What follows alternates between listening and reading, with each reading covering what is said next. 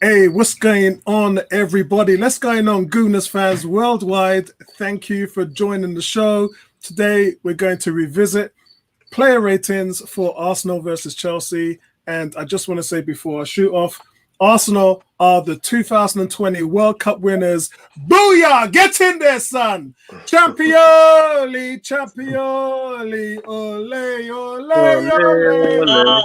Champioli, Champioli, ole, ole, ole. Right, 2-1 Bertram. to the Arsenal, 2-1 to the Arsenal, 2-1. I can't hear a word you're saying. Bertram, how's your weekend going so far, bro?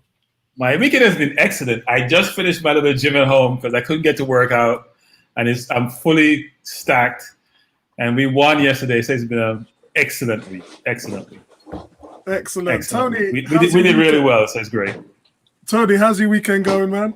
Yeah, I mean, we had Black Pound Day yesterday. I was involved. It was a number of things, actually. It was Reparations Day. It was Windrush Day. There was so many things. Ebony, you're probably in a better position to tell the audience exactly what was going on, but there was a lot of things going on pertaining to Black Lives Matter and Emancipation Day for the Caribbean. And as a result, I was involved in quite a lot of activities from the very early morning until the late afternoon. I was running a little bit late and then eventually had to watch the game with my family as opposed to with the Goon Squad down in South London. But yeah, I mean, the result just was amazing and has made my weekend so much more pleasurable, because had we lost yesterday, I know right now I probably would not want to be here talking about a loss and the dismal season that we've had. But, you know, a win makes such a big difference, because now we can talk about so many more wonderful things about how good our season was. And, you know, even though it wasn't, but it's turned out fantastic. Yeah, Tony, our season was a good season. Like I said yesterday at the end of the stream, this wipes out everything. We started the season with hopes and Emery. We finished the season with Arteta and the cup. Yeah, that's bro. Season ended beautifully, man. And not just that, Tony. Actually, let's go into it after I introduce all the guys. The African Gooner, how's your weekend, bro? Put a smile on your face. You're not looking happy, man. It's not only this weekend. I think, you know, we've all gone through this pandemic, and I mean, yesterday just erased, you know, this whole Corona thing for me. I don't even care because we won. And I mean, yeah, yesterday was just incredible. Watched the game with my dad, and yeah, I mean, we pulled it out the bag. That's all that matters. And Apollo, as you said, I mean, it makes it a good season, but at the end of the day, we still finished 8th. It was the best that we could have hoped for, but as Arsenal fans, we want more, and definitely Arteta is the man. Okay, I was going to wait until I introduced you all after what Tony said, but you just reinforced the same word. So before I introduce you, Ebony, I have to go in. That win has pushed us technically into 5th place. So while you're saying 8th, and while Tony said, yeah, you know, no, guys, that win pushed us technically into 5th place, because right now the teams in front of us have dropped down the pecking order. So while you're saying 8th, that's not entirely correct, because Wolves, if they don't win the Europa, they're out. They're out.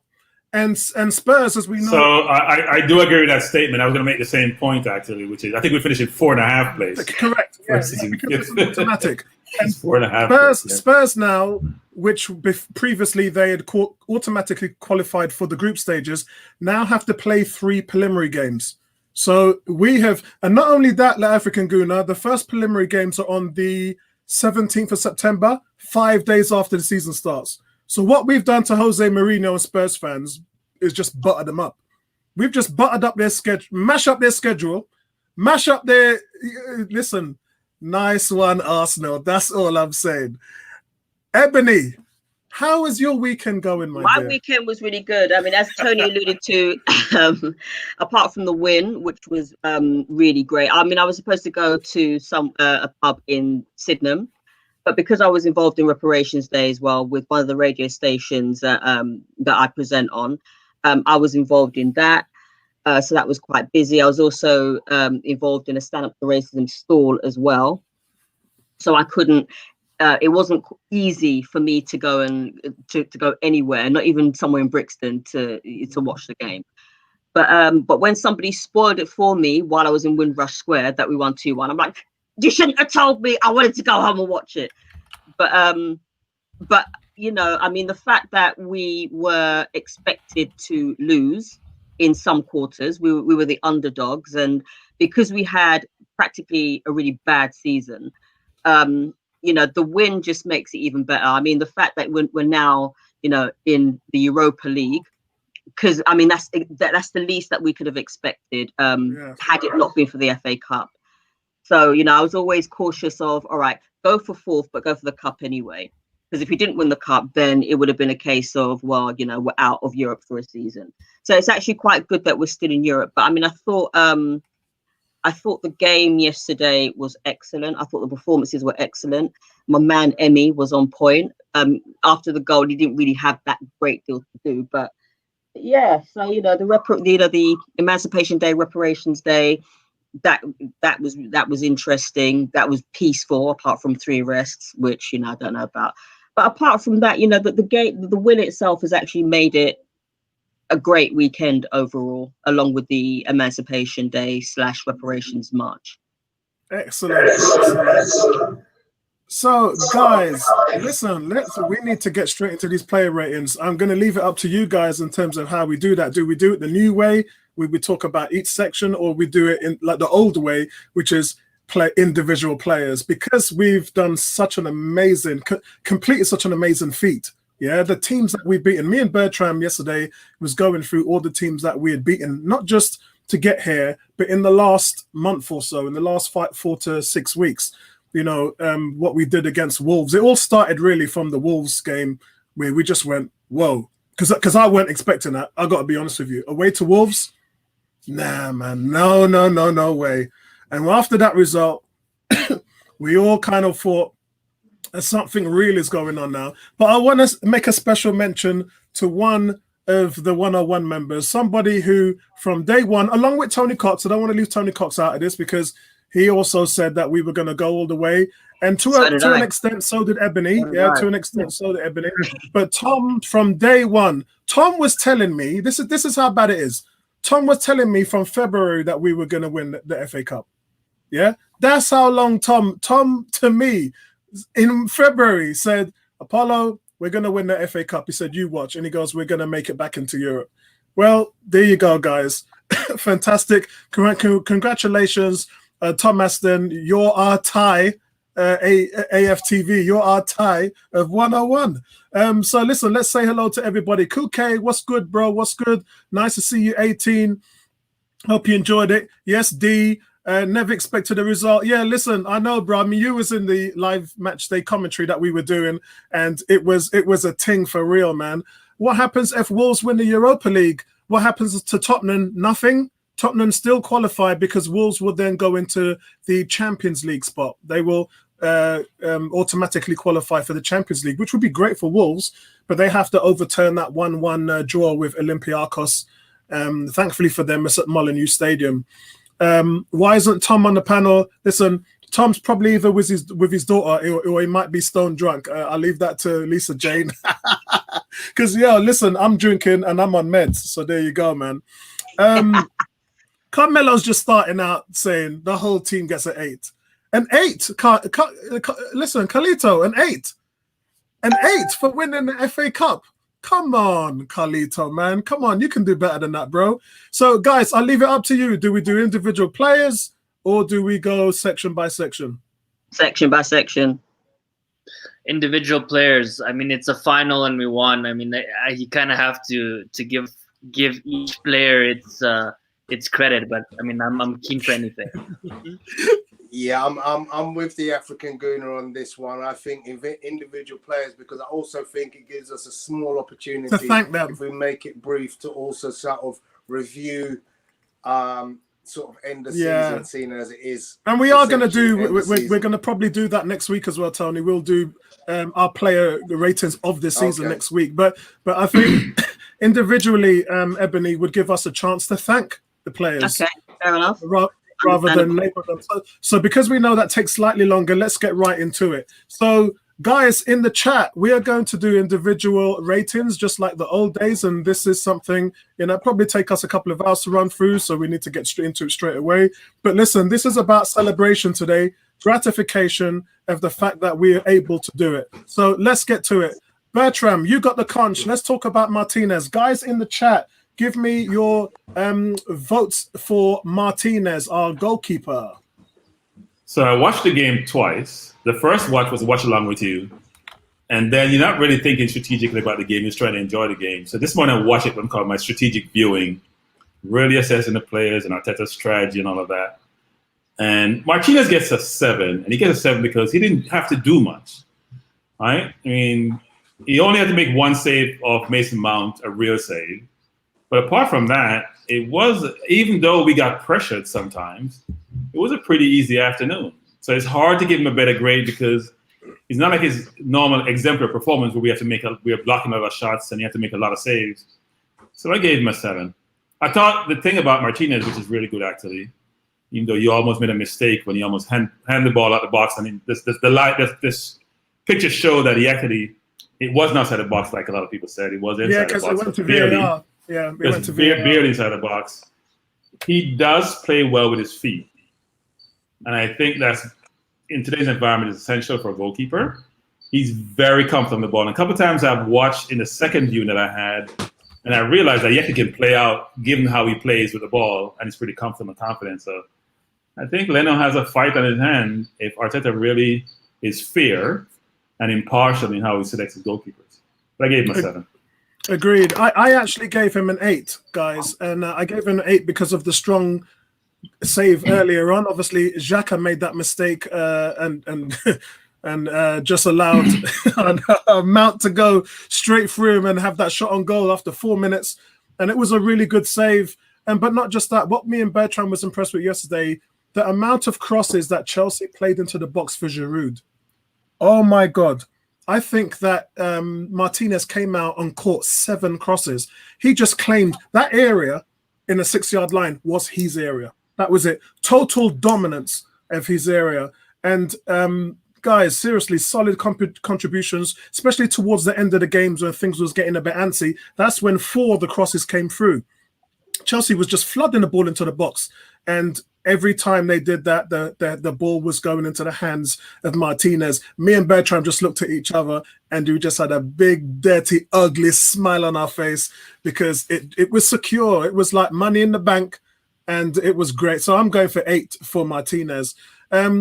Before we go to Tony, Carlito is gone for 8.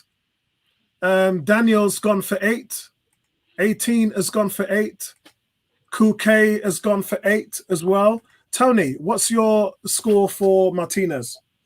Okay, so I know what Bertram is saying about him not having to do much, but when you're called on to do something and you do it the way it's supposed to be done, then effectively you shouldn't be marked down just because you didn't have to do something.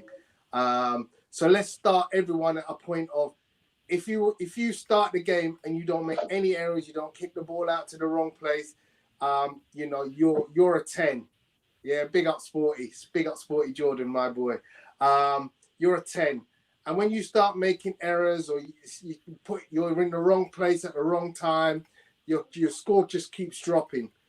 You don't start from, you were a 5 to start the game and then you start marking up. So I see where Bertram is coming from, but I'm going to mark him down based from 10 downwards. And yes, it's a smart way to do it, actually. He conceded the goal. So there's automatically a drop down from 10. And then you consider the rest of the game where he was pretty much flawless. And don't forget, when you've got that situation where you're facing corners and crosses consistently, the goalkeeper is instrumental in what goes on because he sees everything and it's him who has to say, mark him, do that, whatever. You know, you've got to be a vocal coach from the 6-yard box to say to everybody, do this. And then you're playing like a sweeper. So you know that situation that came about, well, actually, if he doesn't come out, the player isn't on goal. So I understand where you're saying coming from, Bertram, but I'm giving him an 8. That's my boy. Emmy. I had to go for an 8, man. The man just won an FA Cup final. I can't mark him. I can't give you an 8 for doing your job. So what do you? You're doing your job. You're not going to feel for your looks. Now, if you do something exceptional like Obama when he faked right and went left, that's totally different. Hey, you created something out of nothing? Did you see how he faked right? Bertram, did you see how he faked right? Well, he faked a shot. No, and then he drew it on him. No. He told him where he was going to hit it. No, I'm saying he faked the shot. So it's this thing that Sterling does a lot. There are a couple of players who do that a lot, right? Zaha does a lot. Sterling does a lot. Where you think they're going to shoot because they're committed, and it's clearly going to shoot. No. Go watch it again. I'm telling you, I watched it again this morning. No. I thought he stepped right and go left. No, he faked the shot and cut it. No, Bertram. I watched it with his left foot. I just watched it again. Bertram. I can pull it up. Okay. Bertram, let me finish saying what I'm saying, man. I watched the mic'd up version where you can hear the players talking on the field. And you can hear Aubameyang shout, I'm going on my right. Yeah? You can hear, he told the defender what he was going to do, and defender bopped to his right, and he switched it on his left and dinked the goalkeeper. So no, but you're missing my point, though. I know what your point is. Shot, and he cut it. Okay, go ahead. Yeah, I know what your point is, but I'm saying to you, that's like Michael Jordan telling a guy, I'm gonna pull a crossover on you, and the defender going, nah, I'm not gonna go for it. And he does it. He goes, I'm gonna go to my right. He goes to his right. He fakes him and boof, Tim Hardaway style. That's what I didn't believe that. I've never ever seen a footballer shout to a defender and sell him on a side by saying, I'm going on my right. I had to rewind it about 7 times because I couldn't believe that he actually said that. He shouted it out, and then afterwards he was laughing his head off because he made the defender look silly. If you guys haven't seen the mic'd up version of it, in fact, I'll try and leave a link. I'll try and leave a link to it. It is the most hilarious thing you've ever seen. It's just hilarious. Listen, big props to him. The fact that he can fake him out like that. The African Gooner. Can you post it on the group, Apollo? I'd like to see that. Yeah, I will do, mate. I will do. Before I go to the African Gooner, Sporty has gone for a solid 8. Love how he catches everything. Superior in the air. That's exactly what I'm talking about, bro. D says barbecue chicken for Martinez. Indeed. Tom Aston's given him an 8. Loved his post. Listen, his post-match interview left me so emotional. It really did, because me and Ebony have been with this guy for 2 years, shouting about how much worth he is to the team. And I think for me, I don't know what Ebony's emotions was like, but my emotions was so much for him. He was on the phone talking to his mum after the game. You could see him. He was still tearful, had his head down. And I was just like, dude, not only do you deserve this, but you deserve the #1 spot next season. D has given him an 8. It's 8s all round. Kez has given him an 8. Cricket Ball's gone 8.5. Daniel, no score from you there, Daniel, but without thinking about it too much, it's a way so things are done. Evening champions, thank you. One team in London. There's only one team in London. London's red. London. What? London is red. Let's do it. Aaron's given him an 8. Kez is saying evening Arsenal. Yes, hashtag yes. That's it. Trust. The African Gooner, you've been sitting there for 5 minutes without smiling. And I'm getting a bit disappointed, bro. What's going on? You're not happy? No, I am happy. It's just my dad's watching something. I don't want to get too excited. No. Tell your dad on the stream. Tell your dad Apollo said. Even yesterday, I had to kind of contain when Aubameyang scored that second goal. You know, usually when I was much younger, it used to be out of control. I think as I've grown older, I try to control some of that emotion. But I mean, in regards to what you guys were saying about Aubameyang, first of all, he scooped that. He didn't cut it. He scooped that.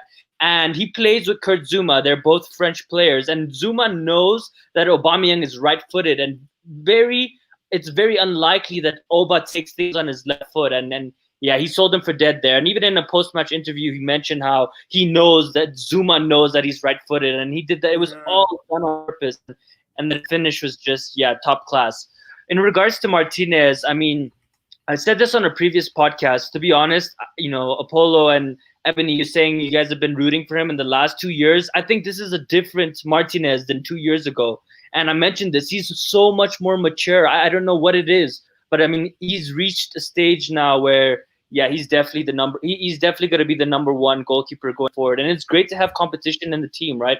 Two amazing, incredible goalkeepers. When United have De Gea and they're looking at replacing him, and Chelsea have, their goalkeeper that's worth 75 million, and they're trying to replace him as well. So I mean, it's really good to see. And in terms of his performance, I'm giving him an 8. I think one of the standout things for me was that he caught everything in the air. The one with Pedro, when he came and he claimed that. I wanted him to come and claim that, and he did. Yeah, that was brave. Incredible. He needed to come and get that. Yeah. The only issue I have with Martinez is his long ball distribution. I feel like near the last 5-10 minutes, when we had a man advantage, he kept giving it straight back to Chelsea, and I'd like him to improve on that part of the game. But apart from that, faultless. Excellent. Aaron says shout out to Ebony on the Martinez thing. You don't know Aaron. Tariq, yo! Goon squad in the house. Fling up that Goon squad number to Bumba Clot. Let's get it done, guys. Let's get it done. Man's still drunk from last night, Yes, Champioli. Ole, ole, ole. It's not the only one happy that we're champions. What's going on, bro? And listen, we got I'm Too Bad For You in the house as well, brother. Yes, my brother. Guys, hit a like on the video, please. It will share and recommend this video to all Arsenal fans around, and it doesn't cost you anything. Ebony, Martinez, give your boy some love. Champion. Yeah. My man, I told people from day one, the day that I saw Emi Martinez in goal, I said, this goalkeeper is the one. This goalkeeper should have replaced a lot of the goalkeepers we had in the past. I said this from day one. I'm going to give Emi an 8. No, he didn't have a great deal to do, but when he was called upon, he dealt with it. The only thing that he couldn't save was Pulisic's goal. But apart from that, everything that he was supposed to do. And he is a commander of the box. He can command players to mark whoever. He should be captain. I don't normally agree with goalkeepers being captains. I always think that the captain should be an outfield player.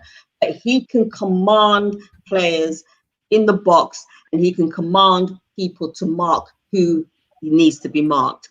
That's the kind of goalkeeper you need. That's it, the kind of goalkeeper that can play with his feet, that can play from the back, that can do decent long throws, who can actually, he's the kind of goalkeeper that can see things happening where other players probably can't. So, and in spite of that, despite the fact that, he is my favorite goalkeeper, and the only thing that I felt that he did wrong, which we got lucky with, was the fact that I thought he handled the ball outside of the box, but we got away with it. With regards to his emotion, that bit where you saw him sat on the grass by the advertising board with the phone in his hand and he was crying, I felt for him, because I know he misses his family. And, and I was reading a little bit about him, and, his parents didn't want him to go, but they needed money. So he made the decision to go, and I'm glad he's here. Regarding the match, he did what we want a goalkeeper to do, and he's number one for me. I give him an 8. Excellent. So, guys, let's talk about Rob Holden. Guys in the chat, can you throw up your numbers for Rob Holden? Kes is asking, how many different goalkeepers have we had win us in the last 4 FA Cups? That's an interesting question. How many goalkeepers have we had win us our last 4 FA Cups? I think 4. Yeah, because wasn't Peter Cech a part 2014, 27? No, yeah. Did we run the reserve? Did we run the reserve goalkeeper? What was the guy's Ospina? It was Ospina. Ospina won. Yeah, Ospina, Fabianski. Yes, that's a difficult one. Ospina, Fabianski, Czech, Martinez. That's right. Yeah, that's right. That's right. Wow, that's a tough one there. Yes, so guys, Bertram, Rob Holden, guys in the chat, throw up your numbers for Rob Holden, please. Thomas, before I go to Rob Holding, Bertram, did you find the audio? Before I go to Rob Holding, I just watched it again. Mm-hmm. He faked right, he cut him, and then he chipped it with the goalkeeper. I told you I watched it this morning again. I can show you again if you want to see it. Yeah, plain as day. Listen, no one's disputing that, Bertram. I'm just telling you what you don't know, which is I heard the mic'd up version, and you can hear him shout at Zuma and saying, "I'm going on my right." And when I said that, I was like, "Did he just say I'm going on my right?" I had to rewind the video 7 times, and you can clearly hear he says that. I have never seen that in my life.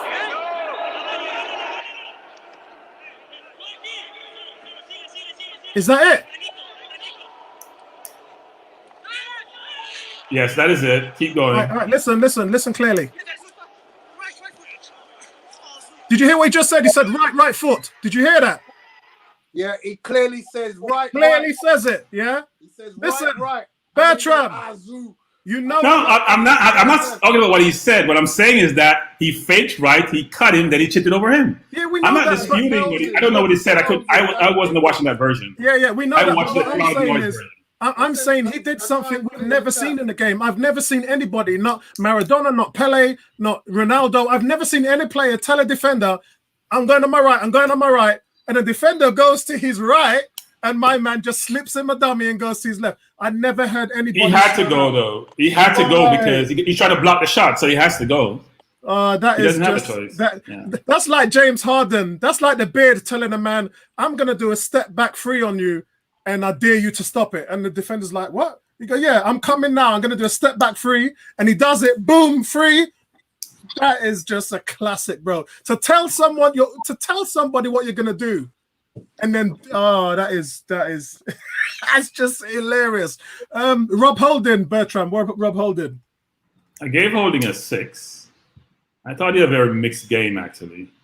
I thought he was playing look, we were trying to press and close the field down because we know Giroud is slow. When you watch the game, you really see the strategy that Arteta employed because we didn't have Abrams playing, so we didn't have to worry about somebody running behind us. And Mount and Pulisic were playing not real wingers, actually. They probably come inside too much. So we could actually narrow the field down. But Holding got beaten a couple of times. Players got behind him. He wasn't as confident as I would expect him to be. He's now a seasoned pro. He's been playing for us for quite a few years. Made some good blocks, made good tackles, recovered well a few times. But I still thought he has a lot to improve on. So I gave him a 6. We won. He contributed, but it wasn't his best game. Right. So you guys know there's no bigger Rob Holden fan than me. And I'm always real with you guys when it comes to Rob Holden. And Arteta, if Arteta sees Rob Holden as a viable option for next season, then that is a good sign because he's been solid. Yeah, solid means that he's done his job accordingly to what the manager needs to do. Big shout out to Kai. How you doing, bro? If you guys are not subscribed to his channel, Tony, shout out his channel for me, please. So Kyron has the Kyron's Crazy Adventure channel, and his latest video is a football related video because he does a sequence of crossbar challenges, and I literally just started filming him live, and he was just hitting the crossbar one after the other, and he kept saying, "It's not what I'm aiming for. It's what I'm aiming for." Is that you? Excellent. So, guys, Rob Holden, I gave him a 7 as well. And for me, he had a shaky 15 minutes where he was burned for pace a few times. But after that, settled into the game and had such a strong finish. At the time when Chelsea was bombing balls into the box, he was just solid at the back, and he held firm after Pulisic's early effort as well. I'm a big Rob Holden fan. Solid 7 today, guys. Let's get some numbers up on here. We've got 18, again, 7, strong performance. D says 6, big game player. D, I love that big game player because who was there when we beat Chelsea in 2017 who marked Diego Costa out of the game? Who was it? It was Rob Holden. Yeah. Cool K7. Ian Wright said he means everything to Holden. Carlito, solid 7 again. Tom 6, probably our weakest player. And I disagree, bro. I disagree. I think Lacazette was our weakest player. Kez 7, Holden. Dan, nice one, Dan.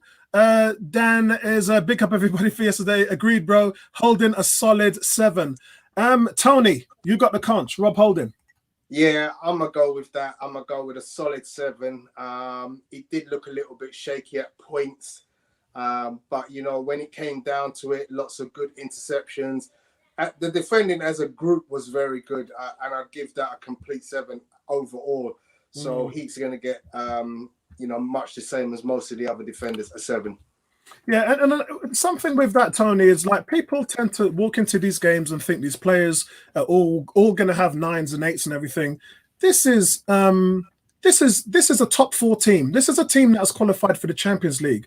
This is a team that has, me and Bertram alluded many times, are very good in possession. I mean, they sliced and diced us in the first 15 minutes, not because of how bad we were, but because of how good Chelsea are with the ball.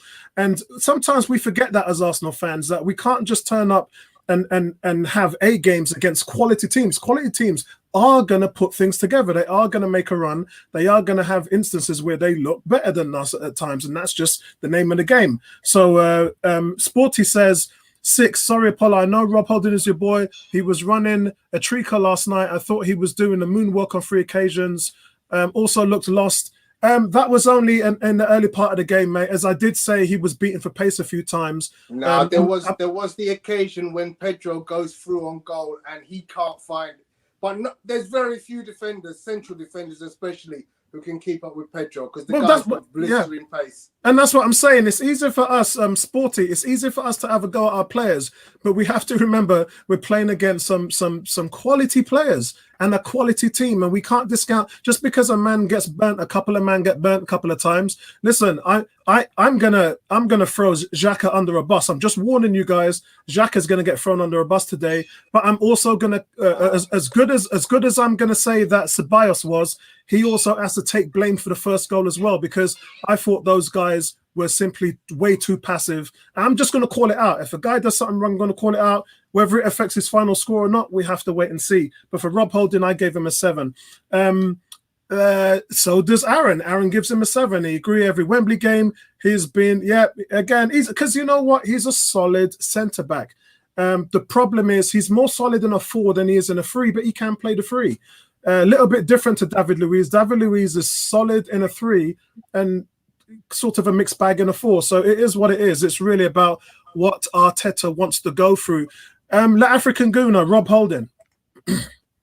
6, not good enough. Squad player at best, honestly. And I'm not even interested in wasting energy arguing with you, Apollo, because you clearly have your mindset and you're really stubborn on him. And fair enough, that's your opinion. But my opinion won't change either, to be honest. He got roasted not only by Pedro, but Pulisic had him on strings. And I think if Pulisic didn't get injured, he would have gotten the better of Holding. And for me, I mean, yeah, he's just not a starter. I mean, he's young and stuff, but for me, he's a squad player at best. I'm giving him a 6. Okay, Ebony.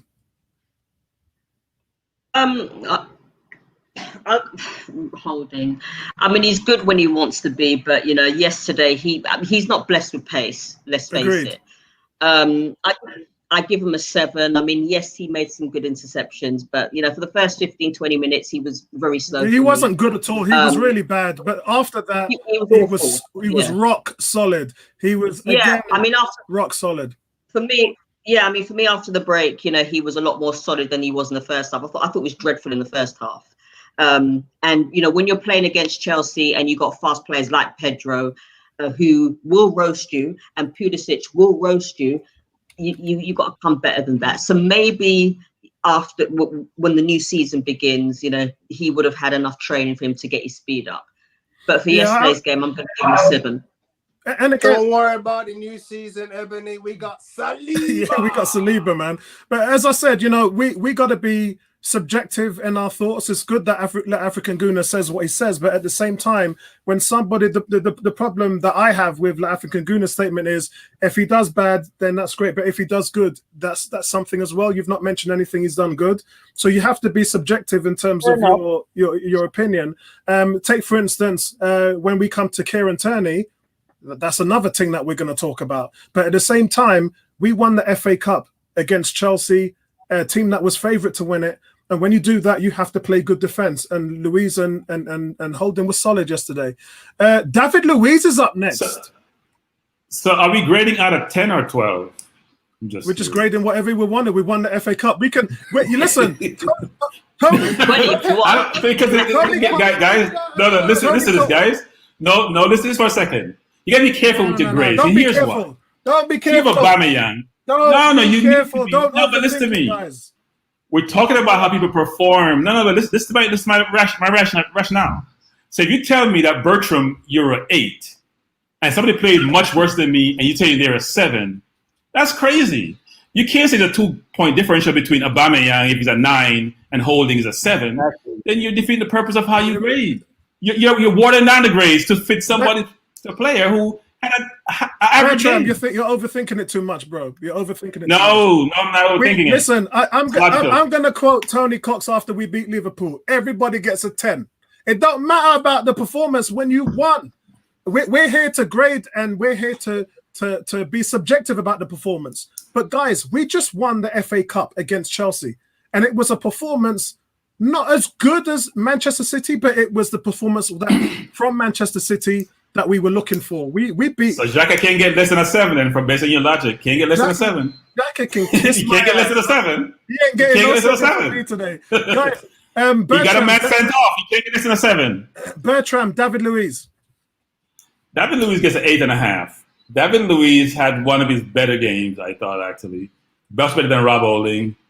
Didn't have to do as much as some of the other players did, but I gave him an 8.5. I thought he had Giroud in his back pocket. We can, Giroud did nothing yesterday. Giroud was insignificant. And we know Giroud is brilliant in the air, brilliant with his wall passes. His pass to Pulisic was the normal Giroud, right? Tight space, little flick, discombobulate the defense, and allow Pulisic to go through and go and score. Even though we can talk about Tierney, because he should do better with that play.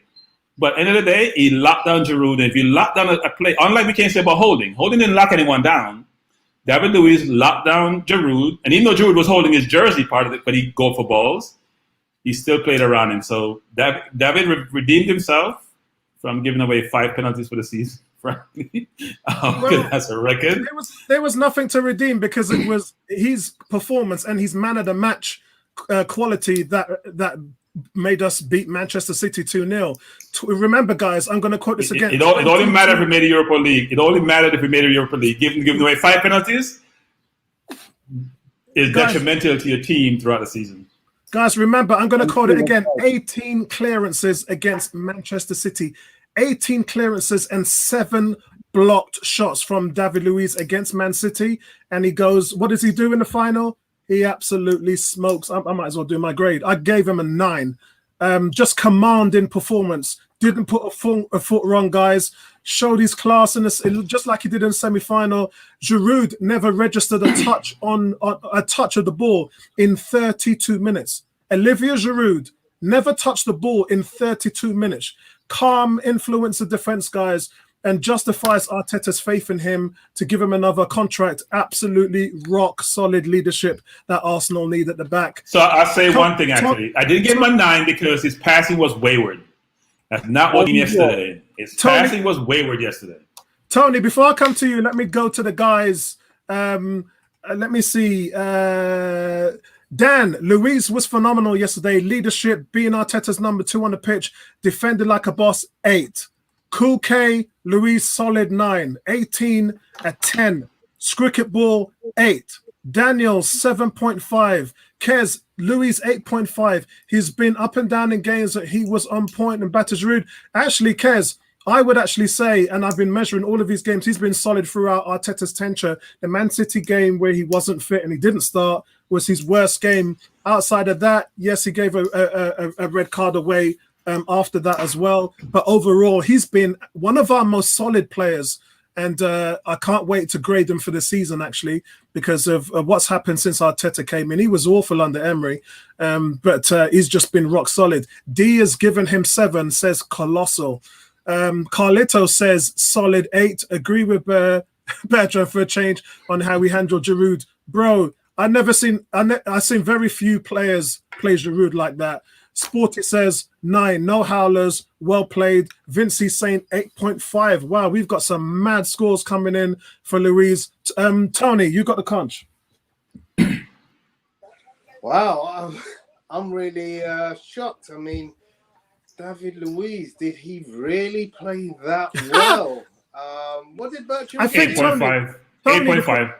Tony, the question is did Giroud play wow. well? And then once you answer that, then you've got David Luiz's answer. Yeah. I mean, listen, if I'm having to play Olivier Giroud, I'm not really that worried. It's not like I'm having to play Kun Aguero or I'm having to play, some of the more, mobile. Yeah, strikers. Tony, you're just playing a guy who scored 8 goals in his last 10. That's all. Yeah, but me and you keep having this conversation about quality of strikers. I mean, 8 and 9, 10. The next thing you're going to say, he's as good as Danny Ings, and Danny Ings is as good as Pierre-Emerick Aubameyang, and they're all as good as Messi. And no, I think Giroud. I think Giroud is better than Ings. I think Giroud. That's just my. No, he's not better than Ings. Sorry, he's not. No. Let's be honest. No. Yeah, he's at the end of his days. He can cause trouble, but he's not. He's not Kun Aguero. He's not Lionel Messi. He's not Karim Benzema. So, yeah, well done, David Luiz, for doing what you did. But I'm just going to give him 7.5. 7.5. 7.5. Okay. He was the leader of. He was leader of the group that I score a 7. Okay, so I'm really confused. Can you guys help me? Bertram, don't be confused. Don't need no help. That's Tony's score. That's Tony's opinion. That's Tony's grade. It's not. Let's move on. The African Guna, before you go, Vincey did an 8.5. Tom has done an 8. 32 minutes, bro. And you know where I found that out? I found that out from the commentary team that we was watching. It was, I believe it was Robin van Persie and Rio Ferdinand that was talking about it, and I couldn't believe it. And actually, me and Bertram said to each other, where's Giroud? We actually forgot he was on the pitch in the second half. We were like, did he get substituted off? We had to check on the screen to make sure Giroud was still on the pitch because we just forgot about him. La African Guna.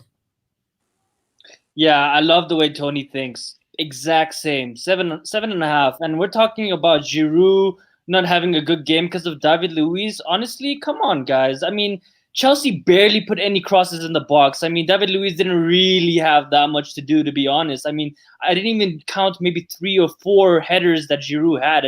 And listen, I mean, I do think David Luiz had a really good game. I'm not taking that away from him, but I don't think that Giroud gave him a tough game to begin with. So yeah, 7.5 for me. I'm glad that he had a good performance. But as Bertram said, I mean, 4 out of his 5 long balls are always flops, and then 1 out of 5 he pulls them off, and hopefully he can improve on that.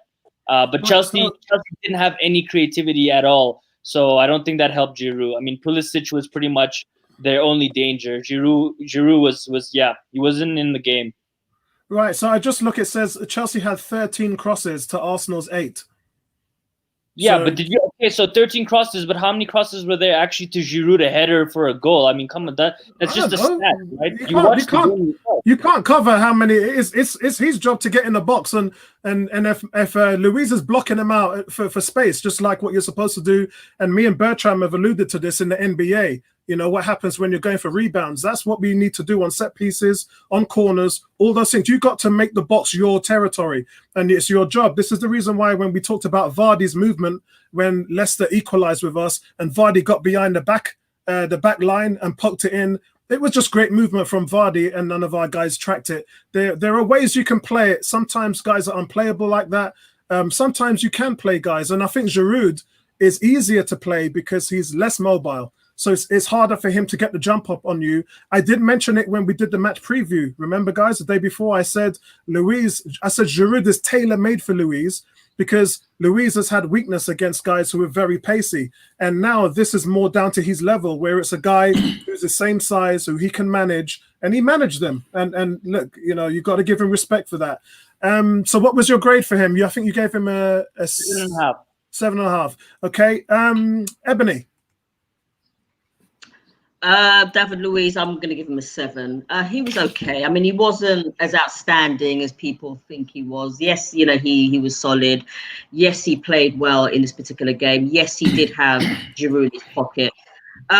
It was a stat for me. It was a standard defender's performance. The thing about David Luiz is that he can be very sometime-ish. He can be quite random at times, but I mean, he did well to, keep Giroud at bay, because I thought that Giroud wasn't even on the pitch at times. So, and then I had to be reminded that he was when his name was mentioned. So if you've just said that, Ebony, then why have you given him? What did you give him? A 7. A 7. Okay. The only reason why I'm giving him a 7 is because I don't think, and we can blame the midfield for Pulisic's goal, but I don't think, and it's not just down to him. No, it's your opinion. It's fine. But I don't think he dealt with catching up with Pulisic for his goal. But nobody could, because Pulisic is world class. I mean, exactly. I wouldn't say world class. I wouldn't say Pulisic is world class. But his goal. You have to give him credit for that. That touch from Giroud made Pulisic untouchable, because it would have been a penalty. That's probably the only thing that Giroud did in the game. But yeah. I just got to remind you guys of something. Both you and the African Guna said he did okay. It was average. Let me remind you what happened in Baku. He got in front of he got in front of Koscielny and put them 1-0 up, and we never recovered. So when I hear you two say that he was all right, it wasn't that great. He was probably the main reason. He was the reason why Giroud didn't feature for Chelsea. Completely. Yeah, but the reason that Giroud didn't figure all start of the season was because this young kid Tammy Abraham made him look redundant. Yeah. And when they brought Abrahams on, what happened? Luiz was all over him. So Luiz was all over him. We can get into strategy, which is very important, actually. I'll just say this. The reason why Martinez didn't have a lot to do was because we played well defensively. And the most important thing about defense is positioning. It's not about how much tackles you make, it's how well you're positioned to deter the opposition from making the pass in the first place, or in the right position to intercept the pass. So you can't say Martinez is an 8, but he didn't have anything to do. They say Giroud is Luiz is a 7. That's not logical. Hold on. Bertram, you keep saying that he hasn't done anything. He had 7 caught clearances. He came out and caught 7 crosses in the last. That you and I could catch. No. Me and you aren't goalkeepers. Me and you aren't. Listen. Bert Leno tried to do that against this team, and you know what happened? He dropped it. Yeah, exactly. And you know what happened when he dropped it, Bertram? I can't understand what I'm hearing, guys. I'm going to move on. The Liverpool game. The Man City game, Liverpool game, he was outstanding. Yesterday, he didn't have anything to do. A little bit to do. Guys, I'm gonna move on because we got very quickly. we got 8 players to get through. but can I just say very quickly that if it wasn't partly for Martinez, we could have lost that game. That's what I'm saying. Okay, so guys, we've got one score that we didn't count, which was Kurt. Kurt has given him an 8.5. Solid, bro. I'm just looking to see if there's any more scores on the doors. No, there isn't. We're going to go straight to Kieran Turney. Before I go to Bertram, I'm going to give my grade. But before I do, everybody in the chat room, throw up your numbers for Kieran Turney. And while you do that, please press a like on this video. And if you're not subscribed to the channel, please subscribe to the channel.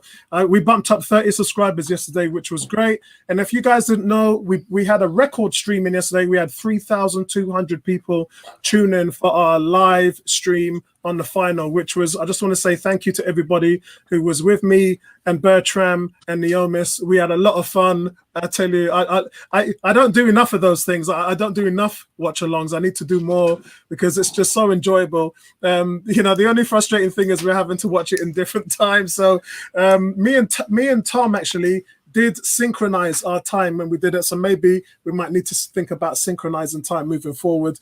But Kieran Tierney, guys, I went first 7.5, awful positioning to allow Pulisic to drift by him so easily for the Chelsea goal. Oh my God. But he was supreme in terms of possession, where Arsenal played it out the back. He always looked to hit Chelsea out on the break, always a threat with the ball, played well, played the overlap well, which I've seen him do every time he's been in there. But easily being beaten by Pulisic for the goal. Otherwise, guys, solid game. His long passes over the top gave Chelsea problems, particularly during the first half. So I've given him a 7.5. Bertram, you got the conch. So I gave Tierney an 8. And if you look at the Pulisic goal, it wasn't really Tierney's fault. Not if his he did fault put his at foot all. in, so let me think. If he put his foot in, so they got a penalty. Yeah. Then you know they had to score the penalty because it wouldn't have been a sending off. And what happened is it wasn't going to be a penalty because the ball was close enough for him to touch it. If you let him go through and goal, then it's 1-on-1 with the keeper. More than likely he's going to score because he has no defender in front of him. But it's hard to think that quickly in that very challenging environment, right? It's a spontaneous situation. You have to make a decision quickly. If he put his foot in, I don't think it would have been a penalty, frankly. He would have probably touched the ball. Regardless, the pass, this is the second game he's made a pass to Aubameyang, spot on. Yeah. Perfect pass, right pace, over the defense. There is no way the defender can reach the ball. David Luiz have been trying those passes. They haven't been working of late. Aubameyang had just be in stride, be in front of the defender, and throw and goal. That pass, under pressure sometimes, by the way, is perfect, and he has that down. So I gave him an 8. The interesting thing about the game, if you look at the strategy of the game, is we keep saying Bellerin doesn't help Pepe. There's a deliberate strategy by Arteta, and this is important actually, to isolate Aubameyang on whoever's playing against Aubameyang by doing this. He plays 3 on that side. Maitland-Niles either overlap, so you got to take if you're playing a 3 at the back and mount Maitland-Niles. If you don't, then Maitland-Niles is free. If you mount Maitland-Niles, then you have to use and here's what's interesting.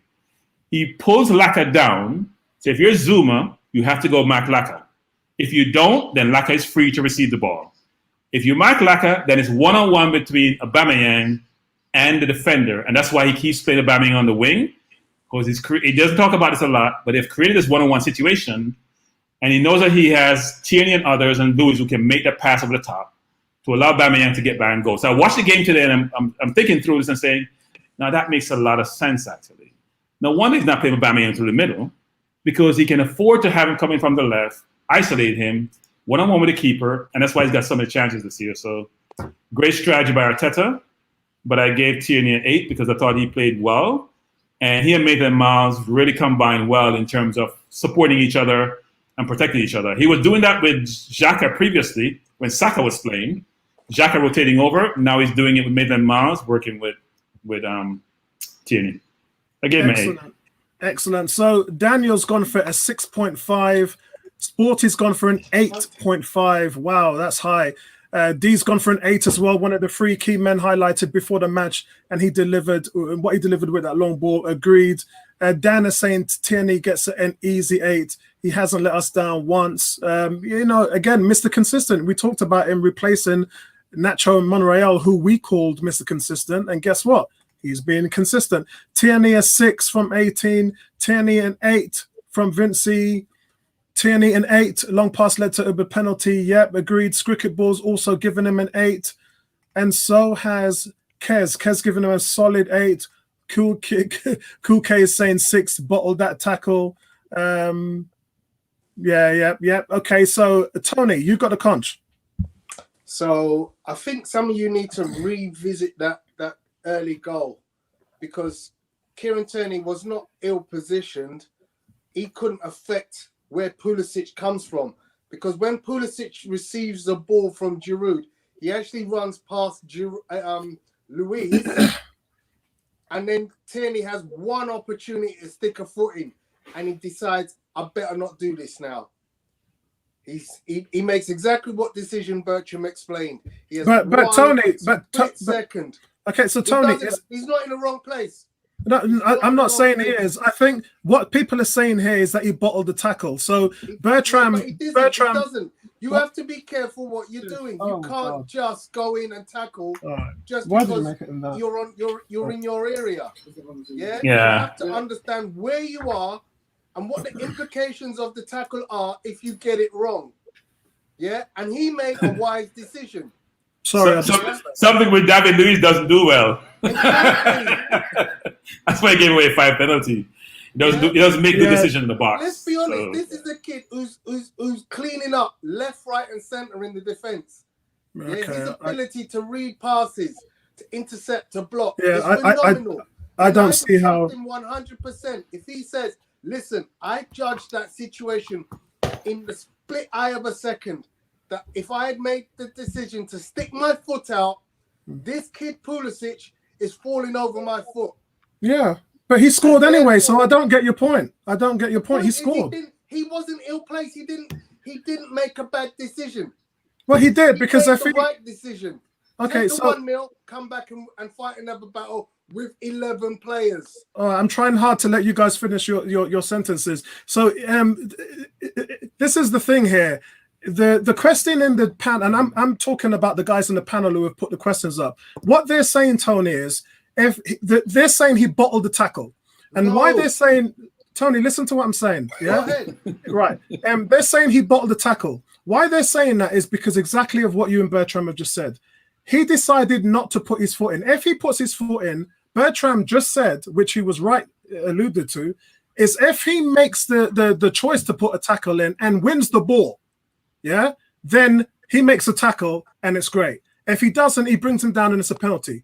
But the guy scored anyway, so it doesn't make a difference whether he did or he didn't. He was in a position to. He pulls out, which I said in the live commentary. I said he decided to pull out. That was his decision. But then Pulisic went in and scored anyway. So I think that's why the guys are saying. I can see both. Look at what Bertram is showing us. Look at his body position. If he puts the foot anywhere near the ball, the player has to go over the foot. Yeah. And then again, it's a nothing thing because if he didn't score, then we could be talking about it. But Pulisic just went and dinked the ball over Martin and scored. So really, it's that's why they're saying he bottled it. Because anyway, I guess what they're saying is he could have averted a goal. That's what they're saying, and I can see both points. Yeah, go on, Bertram. Get closer. We've all seen it, Bertram, 100 times. No, because you have to watch it more than once to really appreciate it. I'm not sure people understand that. You have to watch it and then put yourself in the defender's position. When you're in the box and penalty, you're taught, be very careful how you tackle. Yeah. That's why I understand why they put his foot in. He's on the wrong side of Pulisic to put the foot in. He's not between Pulisic and the goal. He's the other side. So you're actually coming around or through the player. You know, even if he gets the ball, he can actually score an own goal. That's what you're talking about.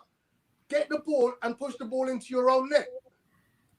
Okay, so what did you give him, Tony? So, having said all that, outstanding. Great decision not to put your foot in. Yeah, take the 1-0 and live another day and go down and score another 2 goals is what we did. Because the rest of the game, this guy was perfection. Yeah, so I'm giving him an 8. 8, nice one. The 7 for the group, 8 for Tierney being the best of the 3, 7 for Holden, and 7.5 for Louise.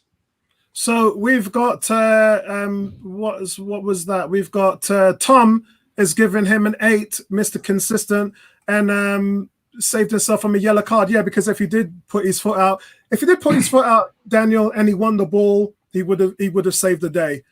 He didn't. So, and you're right. If he did and he caught him, it would have been a penalty and a yellow card. No, he couldn't. I'm sorry. Yeah. I'm sorry, guys. This is not disputable. I just watched it three times. He couldn't. If he put his foot out, he tripped in him. He couldn't. Sorry, he couldn't. So, African Guna. Yeah, the one thing I want to mention is I'm curious to know if Apollo would have a different opinion if that was David Luiz in that situation and if the same thing happened. I think it would be a different opinion. I think it's actually... I'd have the same opinion because when David Luiz gave a penalty away against Man City, I gave him a 2. So I don't know. I think the difference in that situation is that Tierney has a better football brain and decides not to put his foot in. I think it's disgraceful that we're even putting any blame on Tierney for that. I mean, it happens in one split second. And not only that, how was Tierney supposed to know that Giroud was going to make a back heel pass into Pulisic, who takes it in his stride past all the defenders? I mean, Tierney just had to put his finger on him and Pulisic was going to it would have been a penalty. So you guys are really selling it hard, but at the end of the day, it was what it was. So so what's your grade? Yeah. You guys are selling it hard. I'm not convinced, but go on. Yeah, I mean, for me, he did nothing wrong. As I said from the beginning, as you and Ebony were giving everything about Martinez, I've been saying it since day one. Tierney is twice the player that David Luiz is. He's the best defender that we have in our club, and I'm giving him an 8.5. Incredible. Wow, he's double the value that we paid for him. Okay. Ebony. I'm going to give Tierney an 8.5. Maybe, he was thinking about giving away a penalty, and you can't blame him for that, I thought that, that left side, he commands that very well. Those crosses he puts in, he does them very well. And that's what he did for me yesterday. Okay, but you can't blame him too much for Pulisic's goal or the fact that Pulisic got away from him, because sometimes, we do talk about take one for the team and all of that. But, sometimes you just, in a game like that, you don't want to risk giving away a penalty. So, the fact that he plays the way he does, and the fact that he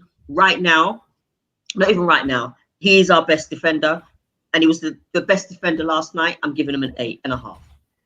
8.5. Okay, that's cool. So, guys, where does that leave us now? Bellerin. That leaves us on to Hector Bellerin. So, wing back. Guys in the chat, can you give us your numbers for Hector Bellerin? I actually gave him an 8. Ran as hard as I've seen him run all season. Tortured the midfield on that Chelsea winning goal, scorching through the heart of of Chelsea's defense, taking out 2 of their centre backs, leading to the winner as well. Good positioning defensively throughout, I thought as well. Arsenal look. They must keep him if he's going to continue to deliver performance of that caliber, because he's going to have Cedric Soares breathing down his neck. But for me, look, solid game. I've given him an 8 for that. Bertram, you got the conch. So I gave Bellerin an 8.5. I thought Bellerin was excellent. I thought Bellerin was returning to his old self, actually. His speed is there. His quickness is there. His offensive game was much better than it normally had been. His support for Pepe was there yesterday, unlike in a number of different games. He was either driving through the middle or making the passes out to Pepe. And even though he was getting a lot of bad balls from Holding, forcing him on the sideline, he can't do anything with those balls. You can't even play it inside because our right midfielder, Ceballos, wasn't coming quick enough to support him. Even though Ceballos does present himself. So then you're on the sideline. You don't have much. You can only go downfield or go inside. And you'll struggle if your midfielders are not creating enough room for you to pass the ball. So I thought he was excellent yesterday. I gave him an 8.5. And I thought, when I was watching the game, I was thinking Bellerin is returning to his old self. The Bellerin we knew 2-3 years ago. Yeah, ACL is past. He's over that. And he's playing well, actually. Yesterday he was, and that's the reason why we look so good defensively, because our 2 wing backs were in the game both defensively and offensively, and it showed yesterday. So, Tony, I've seen some pictures where Bellerin is holding up the trophy and he's got a 3 in his hand, saying that was his three-peat. Yeah, he's done a triple now, and there's pictures flying around of him lifting the cup twice previously before. So for him, this is his 3rd winner's medal. And so it's really important to him. That run, we haven't seen that all season. That run was almost Braveheart, Mel Gibson. It was almost like, it was just charging into the battle for the will of the team. That's what I absolutely loved about it. The look on his face after he deserved everything and what he done there. What would you give Hector Bellerin yesterday? So yeah, the run was amazing. Let's not get overboard. He does lose the ball at the end of the run. So it's a last ditch tackle by Alonso that happens to feed the ball straight into the feet of Nicolas Pepe. But you know what? For the rest again, he's part of that defense. He tucked in quite nicely with the rest of the defenders. He was quite good at stopping a lot of stuff coming into Giroud. I know they do eventually get their crosses in, but in the main, he was quite good at his job. I'm going to give him a 7. Excellent. So, guys, going into the chat, Dan has given him a 9. Bellerin was back to his old self, pace looking legit, and he's run for the winning goal. 9. Excellent. Vince is saying, my client, 8. Please give him respect for his pace after the horrific injury. Agreed. Sometimes, guys, we forget that the likes of Bellerin and Holden have had some horrible injuries. And to see those players, both those players actually, back in the FA Cup final, back putting in solid performances and lifting the cup again, big respect to both of them for that.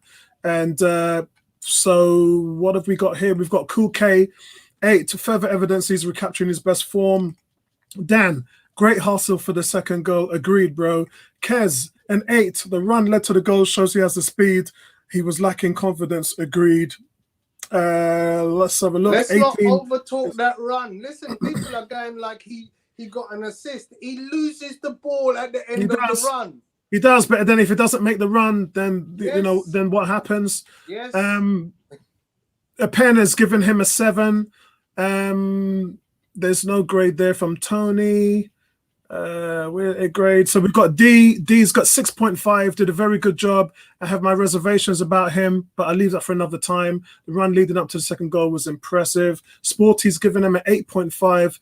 Turn it back into the end of time. Cricket Ball's given him an 8 as well. Carletto, I haven't seen a grade for you from Bellerin, mate. African Guna. Yeah, I'm giving Bellerin 7.75. I think that's fair. so you've given him an 8. Yeah, like not an 8 because I feel like there's a gear higher for him. But I mean, in terms of this season and what we've seen from him, definitely one of the best performances that we've seen. As Tony said, I mean, incredible run, but did he really mean to nutmeg? Was that a bit of luck? I'll take it. I mean, I don't really care. That was an incredible run. I was actually quite nervous that it was a foul. I feel like it kind of was a foul, but I'm not too sure. I thought VAR was going to look at it, and you know how unlucky we are. It did look at it. Rio Ferdinand said that it looked at it. Yeah, it did. I just feel like it was a foul. It wasn't a foul. There's no disputing that. It could have gone the other way. No, it was a foul. I'm glad it didn't. And I mean, yeah, he showed heart. And something I want to mention is that previously, I think Bellerin maybe a month or 2 ago would not have gone into that tackle. Even when he lost the ball, he wouldn't have gone into that tackle. And I think because it was a final and because he really wanted to win it, he went in knowing that he could have gotten hurt because that was dangerous. He could have gotten injured again. And it's great to see that he didn't have. And that's the reason why I said, he willed it. It was almost like the passion, the urgency for him to want to win this FA Cup final drove him into that midfield. We ain't seen that all season, African Guna.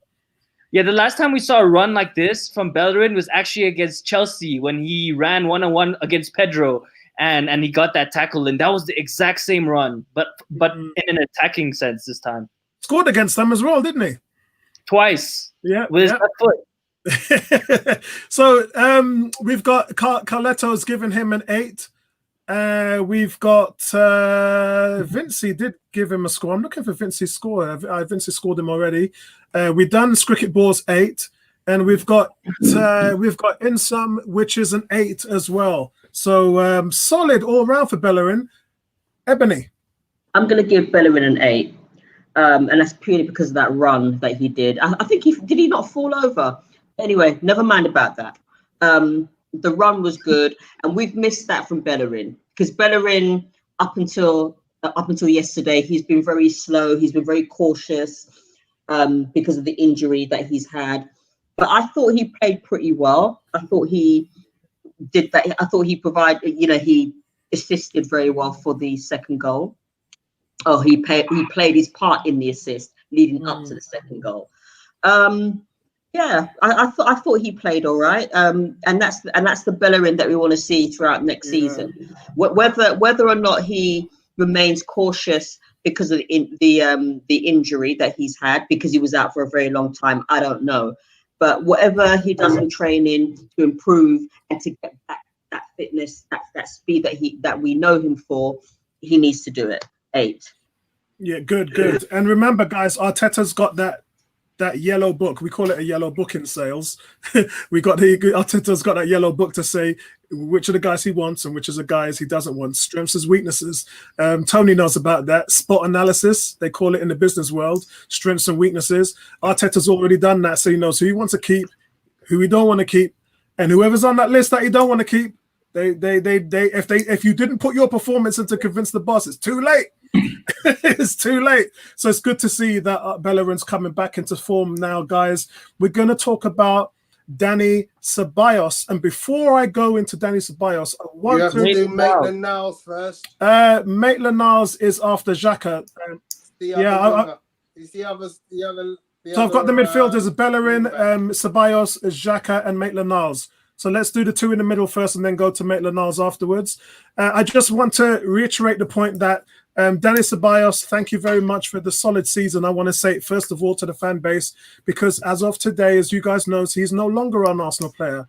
As from today, he is a Real Madrid player officially. So I just want to say thank you for everything you've done for the club. And it's in your hands now. If you want to come back and be a part of what Arteta's doing, that's your decision. Real Madrid will do whatever you want to do. So, and if they're happy with what you're doing, I'm sure that they'll want to keep you. But obviously, after the season that they've had, I'm sure that they probably don't have plans to do that. So it's really up to you what you want to do, Danny. Would be great to see you come back here. But outside of that, guys, give me your votes for Dani Ceballos. Bertram, you got the conch. I gave Tobias an 8. I think Tobias is always present. The thing about your midfielders, when they come for the ball, they're not afraid to take the ball, and they create space for themselves so they can make a comfortable pass. And I thought he was very busy yesterday. I was a little bit disappointed in the first half of the game because he and Xhaka were playing zonal marking. That's how that goal scored, the first goal scored. You're playing zonal marking. The man just goes in between both of you, pick the ball up, and Pulisic can then run up the defense. You have to be closer to the man, so when he turns, at least he's confronted. But I thought he played really well. I thought he was driving the team. And what I'm impressed about him for the entire season is his defense. So normally when you're an offensive player and you play offense a lot, you sort of sacrifice your defense because you got to save your energy for going forward. He has a lot of energy. He burns it up during the game. He puts a foot in. And he's a well-rounded midfielder, which when I first saw him, that wasn't indicative of who I thought he was. I thought he was more an improved lazy in terms of energy, but with some of the same skill set. But he played well. He's been playing well, frankly, since the restart. That's why he's been starting. And I gave him an 8. I thought he played really well. Good. Guys, did we miss anybody? I think Tony, Tom is saying that Bellerin got an 8, so he didn't put his score up there. So Tom, let's have your score for Ceballos. Ceballos gets a 9 from 18. He gets an 8.5 from Cricket Ball. Dan says Ceballos is our best player after Aubameyang. I think Martinez is our best player after Aubameyang, but I definitely think Ceballos is up there, maybe 3rd, 4th. I totally agree, Dan. Quality player. We need to move heaven and earth to keep him for next season. As I said, he's already gone, so it's out of our hands at the moment now. It's really up to Real Madrid and the player what he wants to do. And look, I was watching the footage of him after the game and how he was enjoying the celebrations. But, you know, so was Aubameyang, and Aubameyang might want to leave as well, so I can't really say too much. Cool K gives him a 9. Can't believe he's not an Arsenal player anymore. Yep, bro. Vince is giving him an 8. Sporty is giving him an 8. He says, sign the thing. It's an expensive commander. That was 12 million euros for him. So 12 million. I mean, if you was buying Thomas Partey and you had the choice to pay another 12 million to loan Ceballos, I don't even think that's close there. I'll take the money and go and buy Party. Yeah. Dan 8 for Daniel there. Carlito gives Ceballos an 8. Adrian, nice to see you again. Adrian gives him a 7.5. D gives him an 8.5. Absolute quality, endeavor, industry work rate. Superb, lovely celebration after Aubameyang goal, and that pass off his shoulder to Bellerin leading to the goal was brilliant, excellent. Tony, you got the conch. Okay, Dennis Tobias from me gets an 8, pretty similar to Bertram. Look, the thing I like about Danny Ceballos is you just know his heat map is going to be the most impressive of any player on our pitch. He's everywhere. He's going to be playing left. He steals the thunder from Pepe, because it's kind of like, I wish Pepe were, in a way, a bit more like Ceballos, in that I'm willing to be able to receive the ball anywhere across the front of the pitch, from left, middle to right, in my own area, and find a way to find another player. Pepe is getting much better and had, arguably his best game yesterday. But Ceballos has shown something that we unfortunately don't have now that he's gone back to Real Madrid. So it's going to be a shame. I hope we can find a way to either replace him or get him back. But he's not the answer. He's part of the answer. He's part of the jigsaw puzzle. We still need somebody up front supplying in, those deadly assists. We still need a Kevin De Bruyne in the middle of the park. Well, doesn't every team in the world need a Kevin De Bruyne? People are saying he's the best player in the world now. I mean, it's questionable, but he's definitely up there. He's not far off. Yeah, you watch Kevin De Bruyne in a game and you just cannot help but salivate at the quality of the balls that he plays. Tied Thierry Henry's assist record as well in the Premiership. Yeah. Definitely, mate. So what did you give him? Ceballos?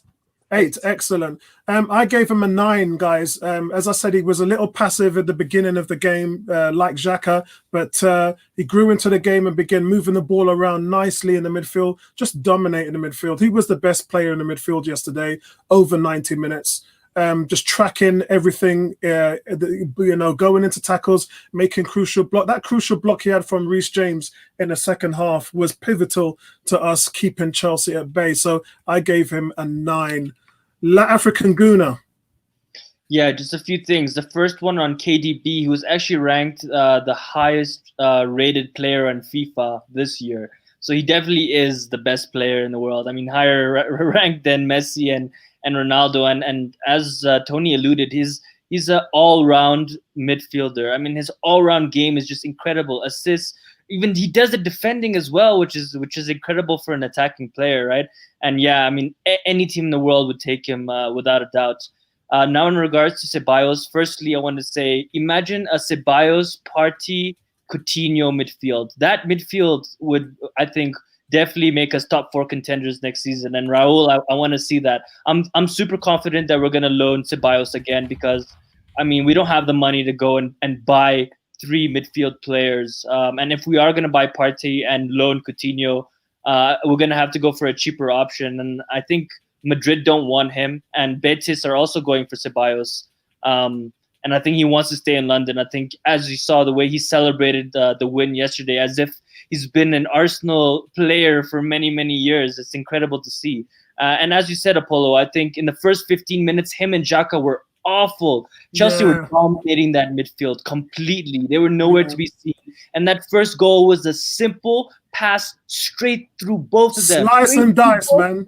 It was like I couldn't. It was like Wolverine popping his claws. It was slice and dice, bro.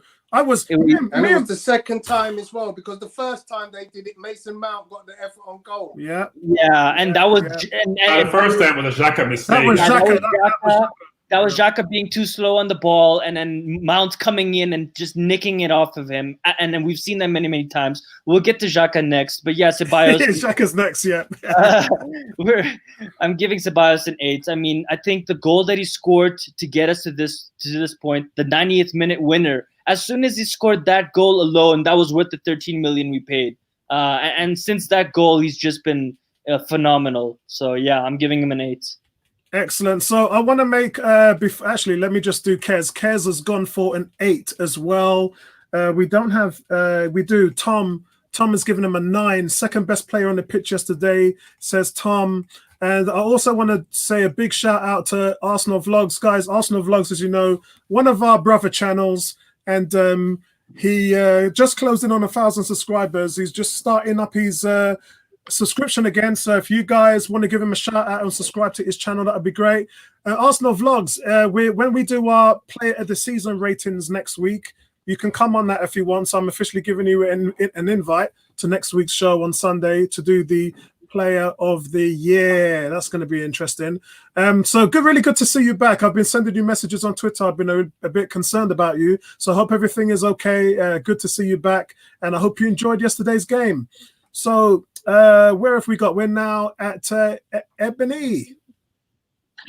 Ceballos, I give him an 8. I would have actually marked him about a 9 had he not played his part in doing absolutely nothing in the first 15 minutes regarding Pulisic's goal, which just went past.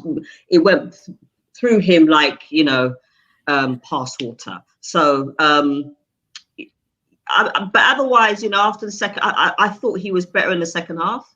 I thought he bossed the midfield in the second half. Much better than Xhaka, which I know we'll get onto.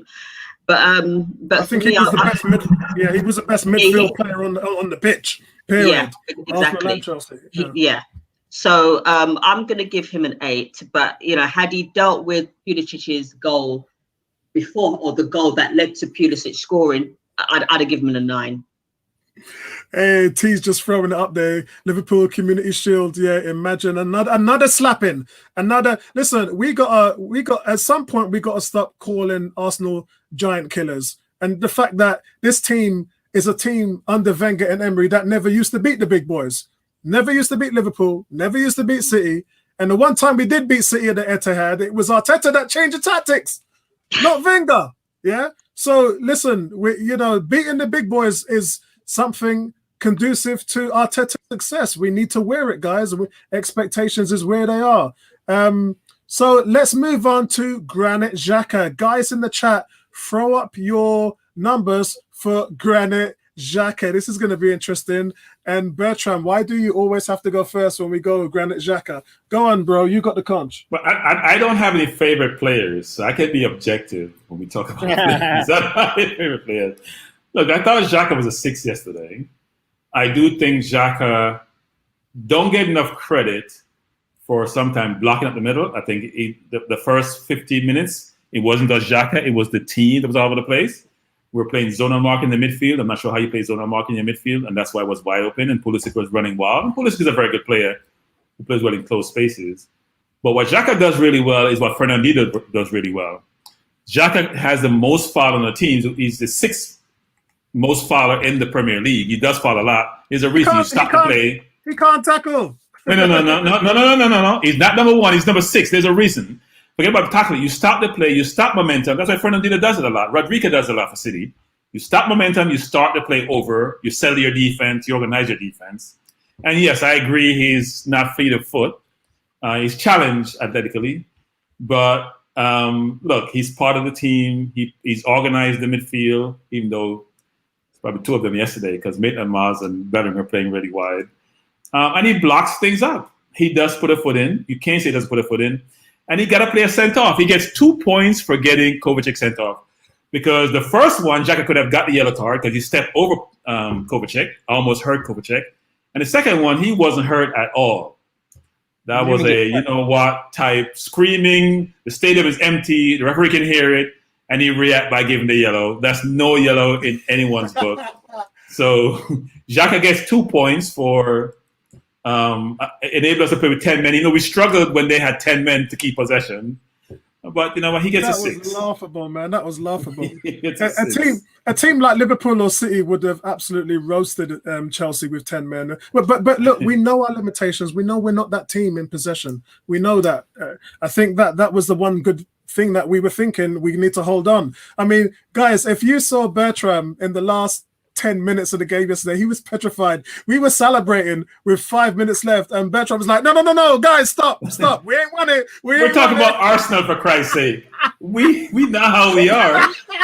That's we're how self-defeating. When we were 2-0 up, they wouldn't let me celebrate. No, you can't celebrate till the game is over. We're good at losing. Guys, you got the link in the stream there of yesterday's podcast. Me and Neomis was partying, drinking, screaming, shouting, singing songs. Bertram's in the back, just waiting for the final whistle. Yeah, I'm not partying until the game is over. Oh man! So guys, we lose more leads than any other team. So I'm not sure how you gonna party till the game is over. It's not possible. So guys, Carletto's giving him a 6. Our weakest link, in his opinion. Goodbye, weakest link. Xhaka, 18 gives him a 5. Mobility exposed, it was. But also talk about the good, bro. Or talk about the bad, but talk about the good. Adrian, 7.5, solid score.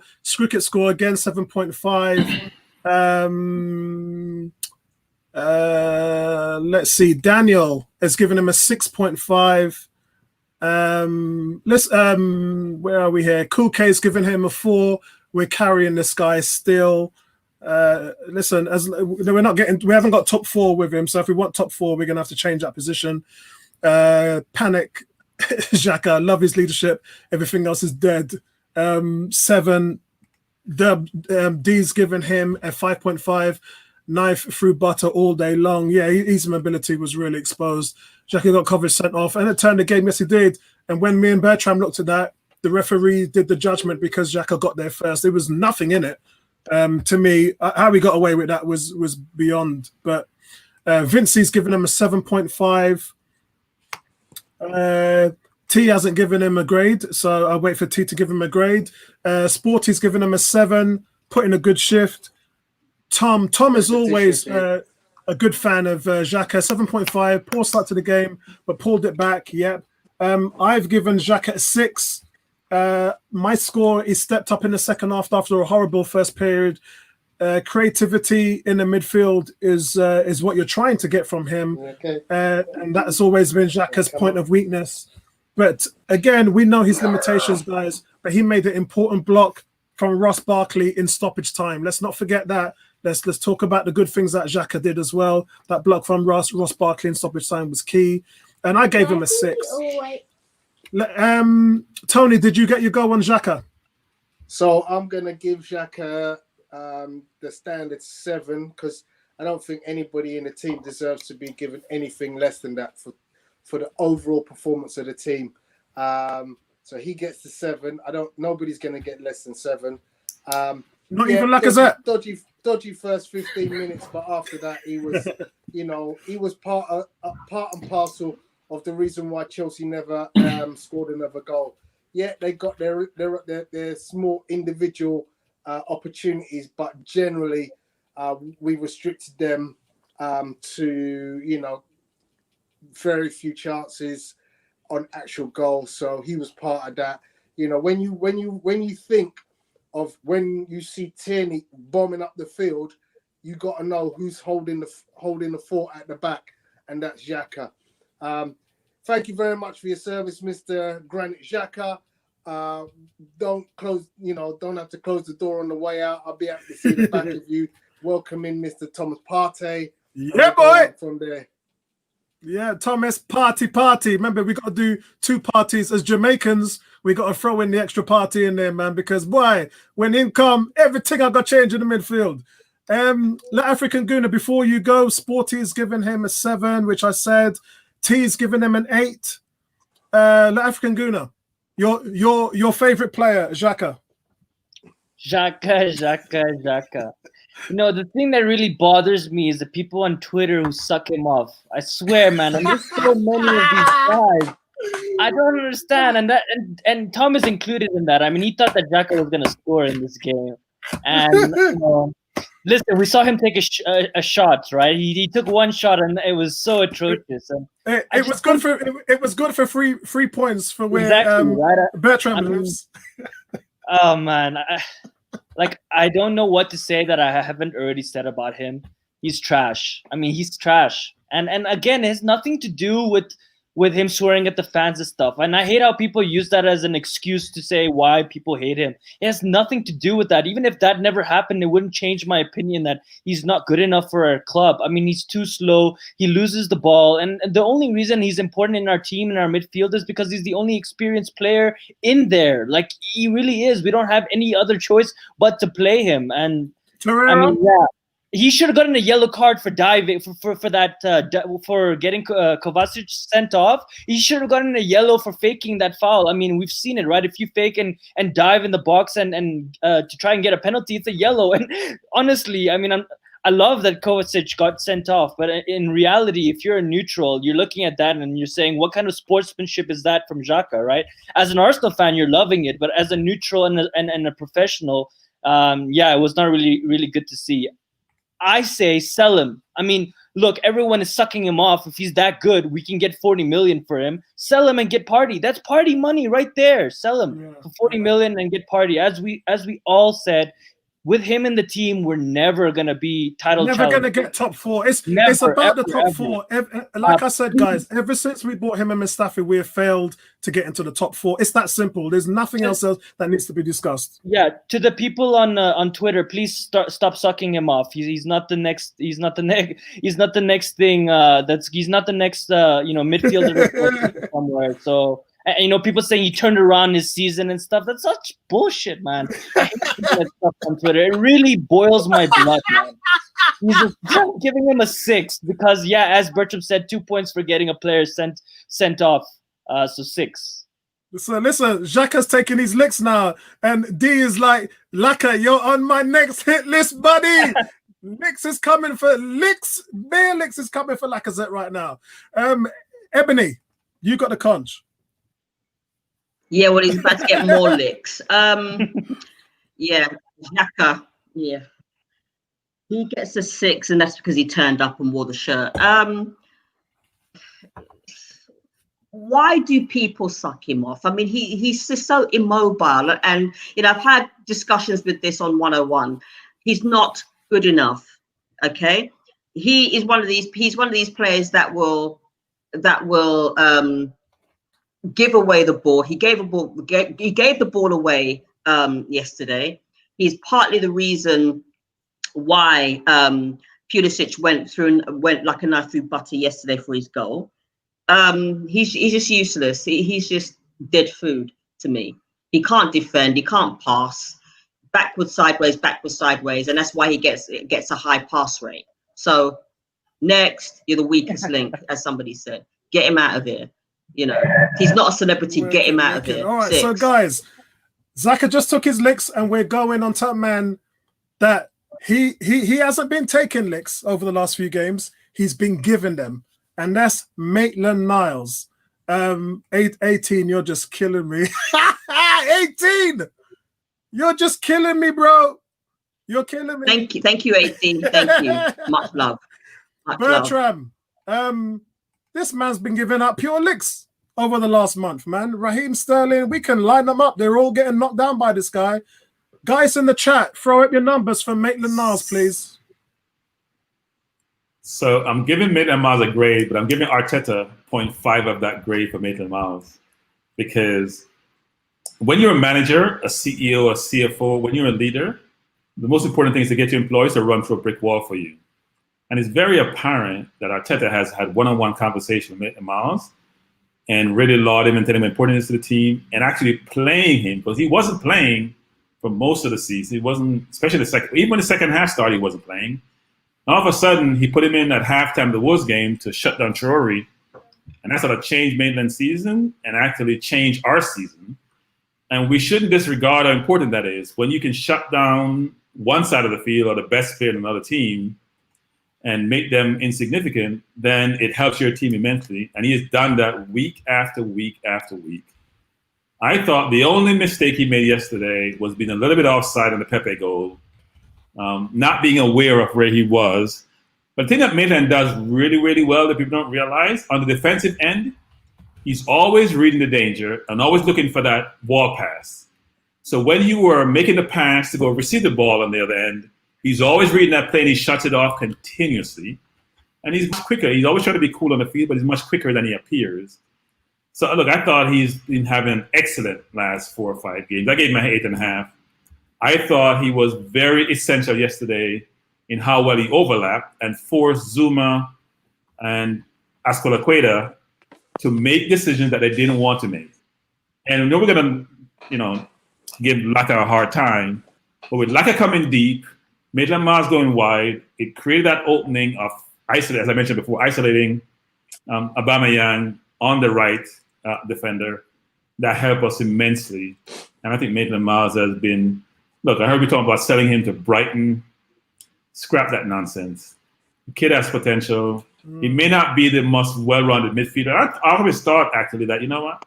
Why don't we try to give him some game in the midfield and see how well he can do over a period of time. Because unless you get a chance to demonstrate your skills game after game after game, you won't have the confidence to take risk. And it's important when you're a player, you don't feel the pressure of, if I make a mistake, I'm going to be pulled from the starting lineup. So I thought he was excellent. I'm going to pull all of you guys up because I've been a long supporter of Maitland-Niles, and it wasn't that far along where I'm not calling all of you out. I'm just saying a few of you were like, sell him, and look what's happened over the last month. And I'm only saying this not to have a go at you guys, but I'm only saying this to reinforce what I said at that time to the fan base, which is this: when you have young players, it's your job to develop these players. If guys take a year, 2 years, 3 years to develop, then that's how much time you have to give them to develop, because football is very different right now. Everyone's looking for the latest, greatest, youngest talent because players, quite frankly, are just too expensive to buy. So when you have the likes of Joe Willock, Saka, when you have, Reece Nelson, and you have Smith Rowe, and then you do have someone like Maitland-Niles, if they've made it into the first team, you've got to allow them the time to develop. You just have to do it. It won't be had his time. It didn't work out. Thank you very much. Let's move the conveyor belt downwards and take a look at the other guys. And I'm really glad to see the fans' response to Maitland-Niles at the moment, because there's something there with this kid. We just have to wait for Arteta to see what he can do to get it out of him. Arteta's only had half a season. Some coaches spend years with players. So listen, let's see what happens when they develop this kid. He's got something about him right now. One point to make, by the way, he's keeping Saka out of the team, which says a lot. Of course, yeah. Saka's not getting thunder. Saka's not getting thunder. So Transistor gives him an 8. Daniel's giving him a 7. Is that a 7? Daniel, is that an 8? Oh, let's go for the 8. There's 2 choices there. Yeah, let's go for the 8. Or I know what it is. It's 7.5 for Maitland and 8 for Niles. Yeah, so let's take it that way. Scricket Ball gives him an 8.5. Let's have a look. Yes, Purple, I totally agree. Listen, the stuff that me and Bertram have been talking about on the live stream, he was, if he had a final ball, how he good would would this... for Abba. in the first. He should have scored a header. Yeah, he should have scored a header. And actually, the skill to get out of that corner was ridiculous. Yeah, but I've been saying to you guys all season long, Pepe is first on the team in dribbles with 3.8. The next person behind him is 1.9 in second place. The rest of the team in dribbles is 1.1. So that's how far Pepe and the second place player is. But the second place player is Maitland-Niles. 1.9 dribbles per game, second on the team all season. So if you've got that, nurture it, do something with it, develop it. So over to you, Arteta. Lee has given him a 9. Vincey has given him a 9. Some really strong scores here, man.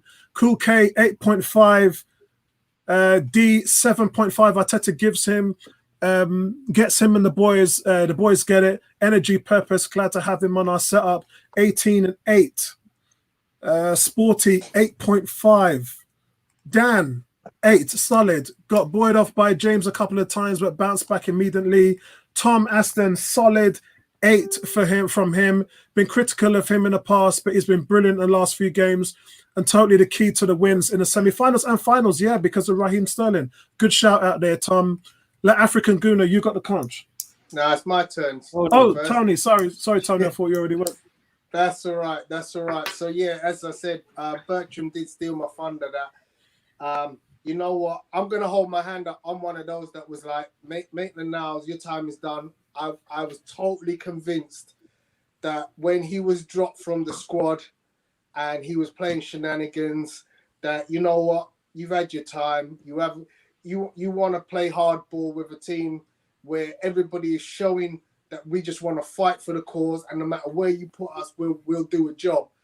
And I was convinced that he didn't have a place in that setup. But obviously, Arteta has worked a magic with this kid, because the last few games where he has been placed in strategically the best position to affect the game, he's come up trumps. I'm gonna say that with a caveat. I don't think he had to do much, because I actually don't think is it Daniel James? Reece James. Reece James. Yeah. Reece James. He kept him quiet. He's no baller. Whether he's a baller or not, he kept him quiet. One of them players that I said last week, player for player, I'd rather have our player than Reece James. He don't give me no nightmare overnight to say, oh, you know what, we got a problem because Reece James is coming down the right-hand side. Sorry, mate. I'm not worried at all.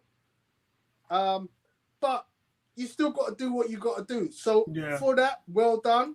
The cross for Aubameyang in the first couple of minutes showed he was at the races from the get-go. And that is Arteta influence for me. That's like Kobe mentality. That's your member mentality. Get on the ball from the get-go. Ainsley was switched on from minute 1 to minute 90. And for that, 8. Excellent. Yeah, me and Bertram could not believe in the first 10 minutes what he was doing on that left-hand side. We were just like, what is going on right now? Do we have any more scores? No. Kuke said Apollo said Niles went into beast mode yesterday. That's what I said to Bertram. The man just flinging on beast mode right now. Oh, but he's been on that for how many games? How many games for real. I'm just trying to remember the running back in the NFL. Ridiculous. Running back in the NFL beast mode. Is it Marshawn Lynch? Yeah, from Seattle, yes. It's Lynch, right. Okay. So for you guys who don't know, that the sport term beast mode comes from a running back called Marshawn Lynch, who, when he says he goes into beast mode, if you don't give that guy 25 carries, then he ain't going to get the best out of it, because he's just going to get stronger and meaner and nastier. And listen, man, that's the NFL for you. I really hope NFL comes back. I don't care whether it's 16 games, 8 games or whatever, but let's see on that. Guys, I gave Maitland-Niles an 8.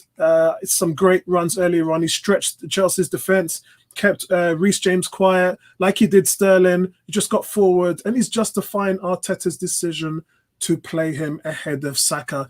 And that's all I can really say on it. Solid, bro. Solid. I'm right behind you. Let African Guna. Yeah, I firstly wanted to address a comment by Lee. He was asking if we would have won the match yesterday without Xhaka. And I want to just pose him back the question that a few months ago we were saying, can we win a game without Ozil? And look at yesterday, we're FA Cup champions without Ozil, without Guendouzi in the team. So the team is what matters. It's not really about individual players. We're playing as a team right now, and that's really helping in terms of the outcome and the results. So I do think that even if Xhaka didn't play yesterday, we would have still won the game, and I think we would have had a better chance to win the game. But that's just my opinion, so I wanted to address that. Now, in terms of, I wasn't in that Ozil group. Don't please, make sure you exclude Bertram from the Ozil group.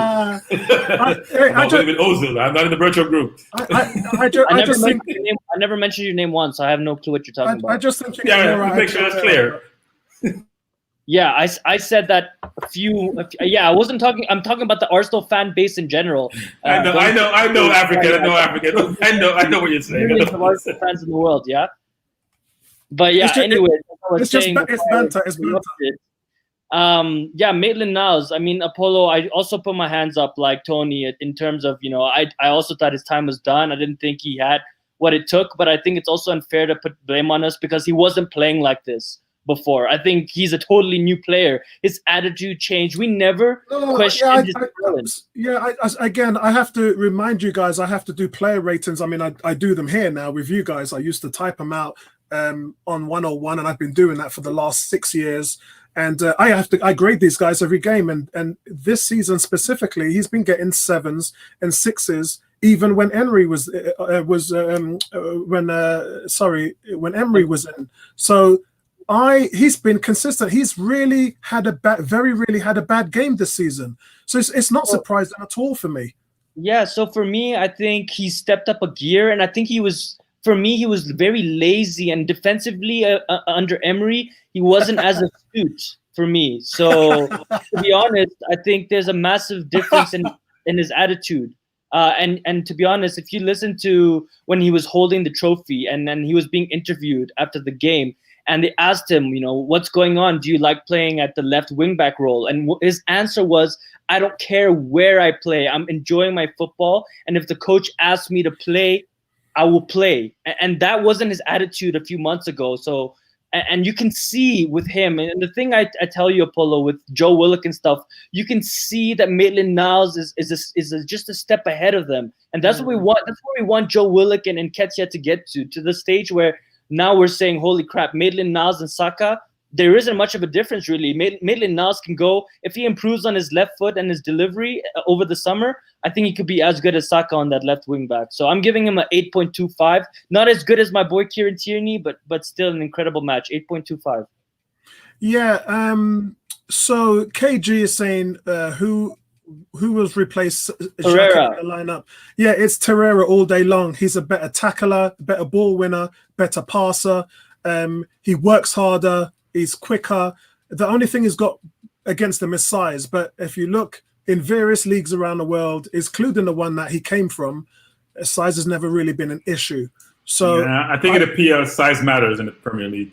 Yeah, maybe it does, maybe it doesn't. That doesn't stop the fact that in Italy and that's how these teams line up. But in saying that, as Bertram has alluded to for so long, there's a reason they keep picking this guy, and if it's just for his size, which it probably is, and then it's not really working out for him. I'm afraid we've seen many times what happens when he doesn't have the ball.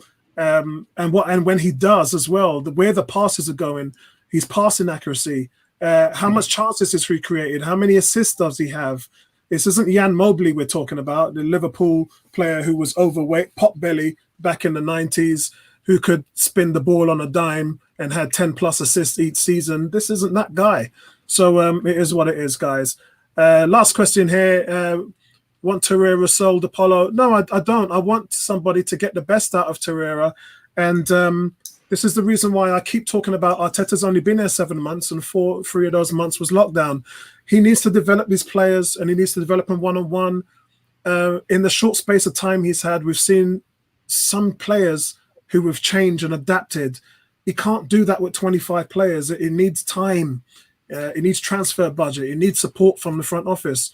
He needs his coaches to help. He needs the players to be on board, because if you don't want to be taught, teaching is a two-way thing. If you're trying to teach somebody and they don't want to any part of it, then that doesn't work either. So I know we've heard rumblings of Torreira wanting to go back home. So we really don't know. We really don't know where this is. David is saying Xhaka has been our player this season. David, I missed you. David, what time you call this, man? We're nearly done to rotting. David had a good time yesterday. David is still on that run. He's drinking now. It's medication. It's still on. Ceballos reminds me a little bit of Jack Grealish. A little bit of Jack Grealish, but Grealish has obviously got more output. The truth is, we haven't seen enough of Ceballos yet. And I know he can score more goals. I know he can create. And those numbers that we're seeing at Arsenal with him at the moment doesn't really reflect in the real player. I think Dani Ceballos can be Dani Ceballos. I don't think in terms of him reminding us of anybody, he's young, he's raw. He hasn't really come out of his shell. What do you guys think about that comment? Do you think he can make those Aaron Ramsey last-minute runs? Because remember the goal against Chelsea? We don't want him to. We don't want him to. We want to stop the other crew from scoring. When Ramsey make his run, we're open like a sieve, like a strainer, and then we struggle to get back. I'm sorry. It's selective. The Willock runs are better, not the Ramsey runs. Ramsey was running one way, not the other way.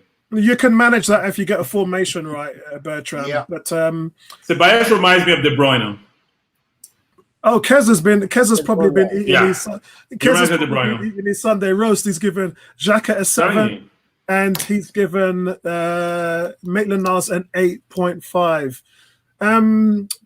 Whose go is it now? Is it the African Gooner? I went already. Ebony. Is it Ebony? Yeah, right. AMN. Okay, I love Ainsley. I think he's improved. No, I'm not. No, Joseph. He's actually improved on that defensive side. He had what's his name in his pocket? Well, James in his pocket for the whole game. I don't care what anyone says. But that right hand side is his now. He needs to solidify that because the boy can defend. And forget about midfield. He can defend. He is good on that right hand side. He needs to stay there. He needs to solidify that and make it his own now. Okay, none of this. I want to go midfield. He's been doing bits for the past few games for me. So for yesterday's game, I give him an 8. So one comment on AMN. He's the only player this season I've seen shut down Traore. I've seen no other player in any game I'm watching give Traore a hard time. He just bullies them and run by them or dribbles by them. He didn't do that with AMN.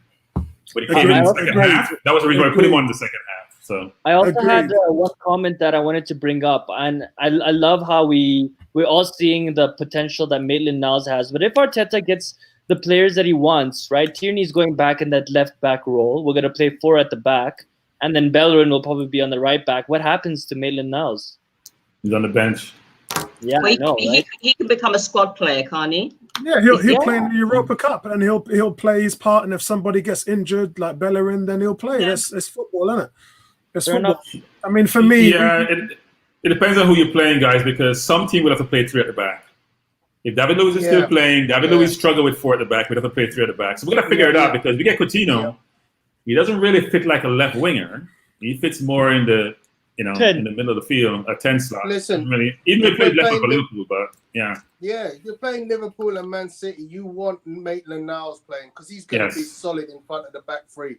Okay, guys in the chat, throw up your numbers for Nicolas Pepe, and we're going to go to Bertram. Bertram, give us your thoughts on Pepe, please.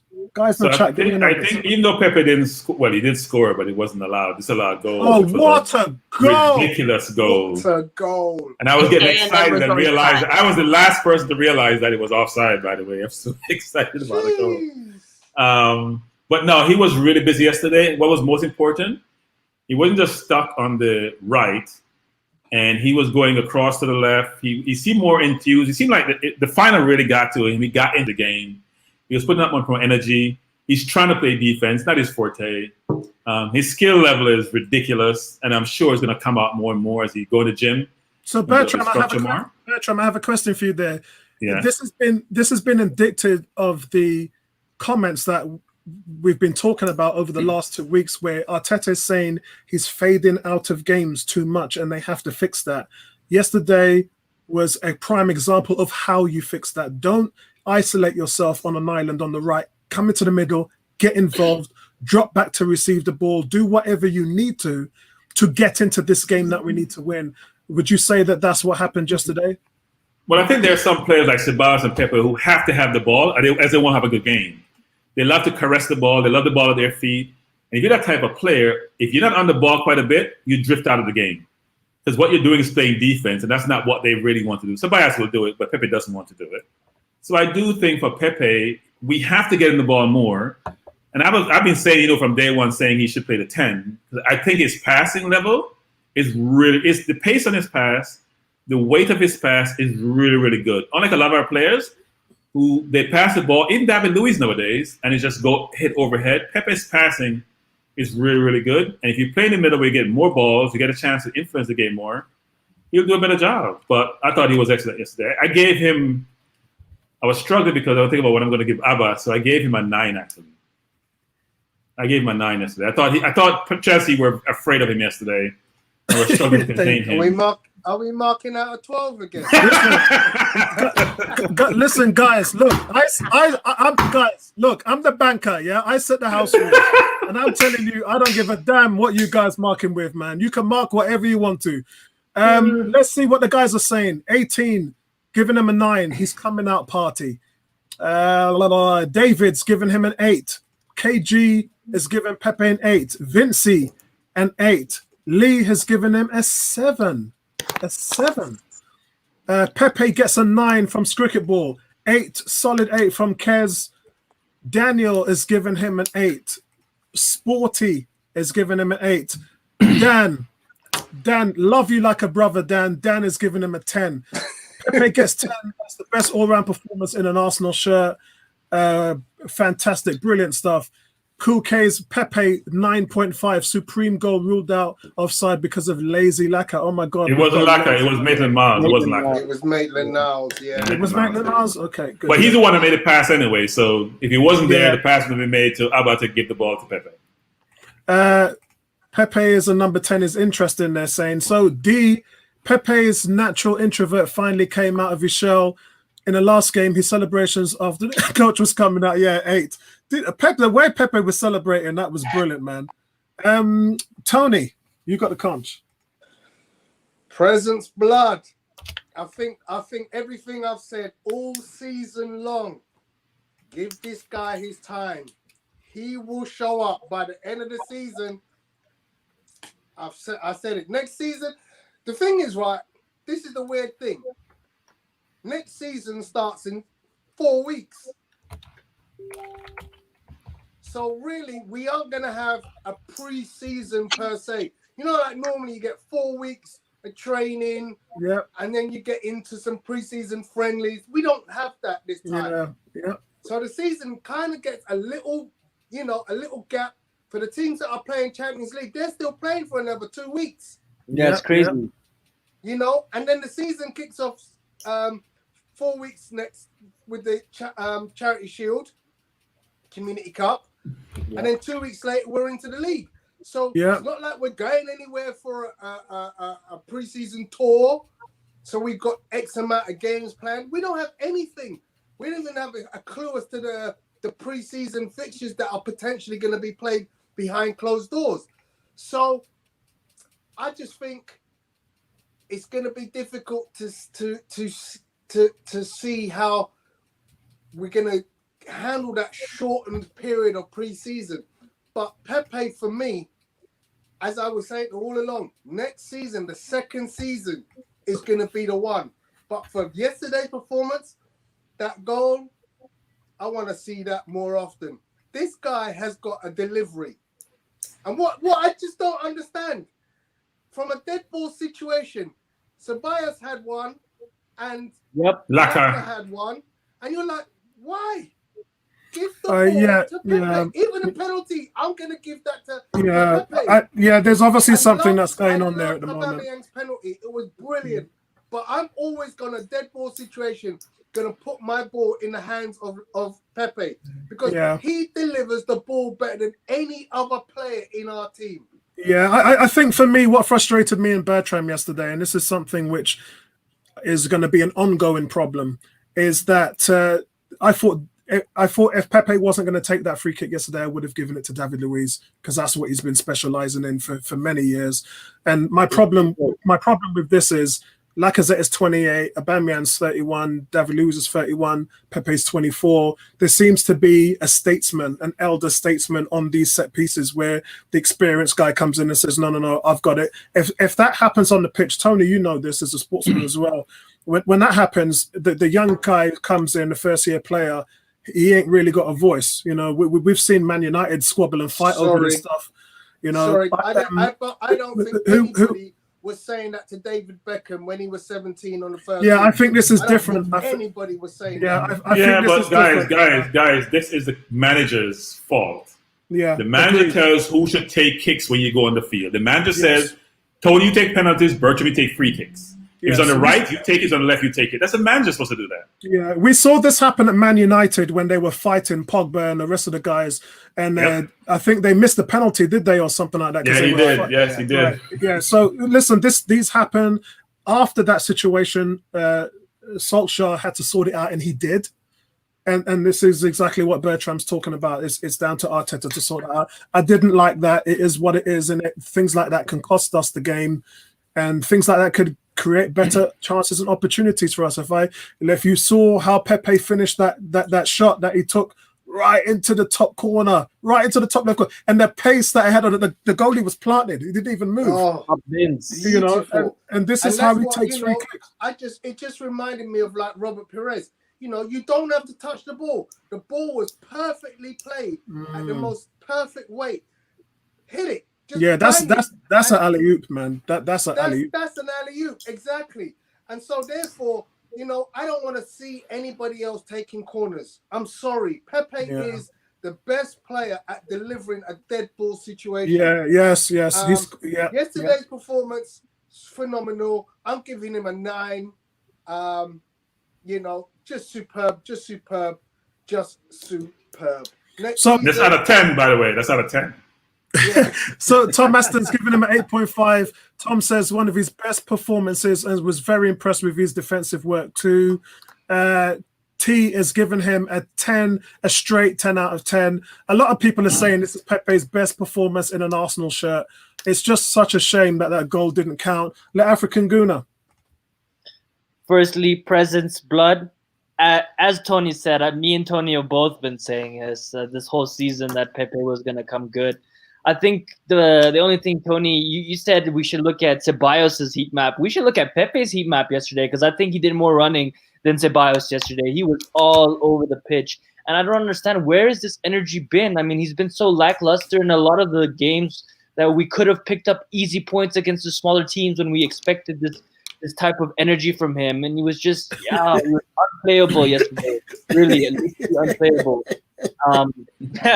Laka's gonna get some links today, boy. Some links. And as Tony said, I mean, the first free kick happened, right? And we're like, okay, Tobias took it. And then when the next one happened, I was like, this is Pepe territory. Like, it was too close for David Luiz. That's not David Luiz territory. It is Lacazette, Aubameyang, or Pepe territory. But since Pepe won it, he had to. I was expecting him to take it, and Laka completely. I mean, he skewed the chance. But I also thought it was a penalty. I was so convinced that he was in the box. I was praying for a second penalty, and I mean, he nutmegged Alonso yesterday. That nutmeg was dirty. It was dirty, and man, he even had Zuma on toast. He was just. Yeah, yesterday was the Pepe. That Alonso nutmeg was ridiculous. That nutmeg Alonso was so looking dirty. around for 5 minutes for the ball. That's Ronaldinho type skills. Yeah, it really Those are was. Ronaldinho type touches and skills. And I just want Pepe to push on from this, as Tony alluded. I mean, 4 weeks. Right now, as an Arsenal fan, I don't want the season to end. I want more games because we have the whole season has just changed yesterday. I want more because I think, we could continue the streak of winning games. And Saliba looks like a monster. So I'm really looking forward to what we can do with a couple of players. And Pepe needs to just stay at this gear, continue putting this, 110% performance. And he's going to easily score 10 plus goals next season and 10 assists. He's going to have a 20 plus, goal assist season next season for sure, regardless of if Aubameyang stays for me. So, I'm giving him a 9. Incredible. You're right about that because remember, African Guna, we talked about the fact that Ljungberg had benched him and Emery had benched him. He was benched by 2 managers and the 2 managers had failed. Ljungberg sat him for 5 games. When he played them in the 6th game, he went up to West Ham, Olympic Stadium. He had 1 goal, 1 assist, was man of the match there, and we won 3-1. And it was like, why were you sitting this guy down on the bench for 5 games? What's that all about? And all of that changed when Arteta came in. Got a question here from David. David is saying Aubameyang or Harry Kane. Aubameyang. You should treat that as a rhetorical question. Well, no. I'm talk it through. So the reason why I'm going with Aubameyang on this, David, is because Aubameyang has 29 goals and he has 3 assists. Harry Kane has 24 goals and 2 assists. The difference in there, the intangible, Harry Kane has been so injury prone. I would like to see how much games he actually plays in the season because every week this guy is injured. He can't stay fit. And if you can't stay fit, how are you going to help your team? Aubameyang. Yeah, it's a no-brainer for me there. We're splitting hairs, guys. I'm sorry, we're splitting hairs. So, Ebony, let's talk about Pepe. Presence, Sorry, blood. can I just very quickly just chip in on that question about Aubameyang versus Kane. Look at what Kane has got to supply him in comparison to Aubameyang. Aubameyang is a team full of no creation, whereas Spurs, let's be honest, have got way more creation in their midfield. I'm not buying your argument, Tony, because you knocked down my argument about the Southampton forward, and he scored as much goal as Aubameyang, and there's nobody supplying him, and he's playing the worst team. And you say he's not a good forward, so I'm just saying. Yeah, fair point. just saying. Okay. Guys, we want to say, sorry, before you go, I want to say hello to Carol. Carol, nice to see you. And Carol, Champioli, ole, ole. Nice one, Carol. Go on, Ebony. Right, Pepe. You see, when I said about Pepe, that the man needs to be given a chance, and everybody, not everybody, but a lot of Arsenal fans were on his back saying that he was rubbish, he is shit, 72 million pounds is a waste of money. I said to people, give the boy a chance, he will shine. Okay? When Ljungberg finally played him, he shone. Yesterday, he shone. He had the defense in his pocket.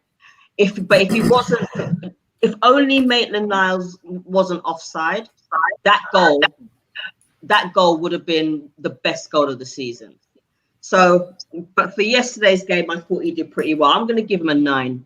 I thought he did really, really well for a player who a lot of Arsenal players dissed. He's doing pretty well, and come next season, he's gonna be even better. 9. Yeah, I gave him a 9 as well. I just want to say a big shout out to Sonny. If you guys are not subscribed to his channel, please hit that like, subscribe to Sonny's channel. He's now doing interviews with the Arsenal fans. Really enjoying your content, Sonny. It's getting better and better and better, and I cannot wait to see you grow for next season. I'll be right there with you, bro. Right there with you, man. And so guys, we're going to do Aubameyang, and then we're going to do Lacazette. So let's talk about Aubameyang. Guys in the chat, throw up your numbers for Aubameyang. Bertram, you got the conch.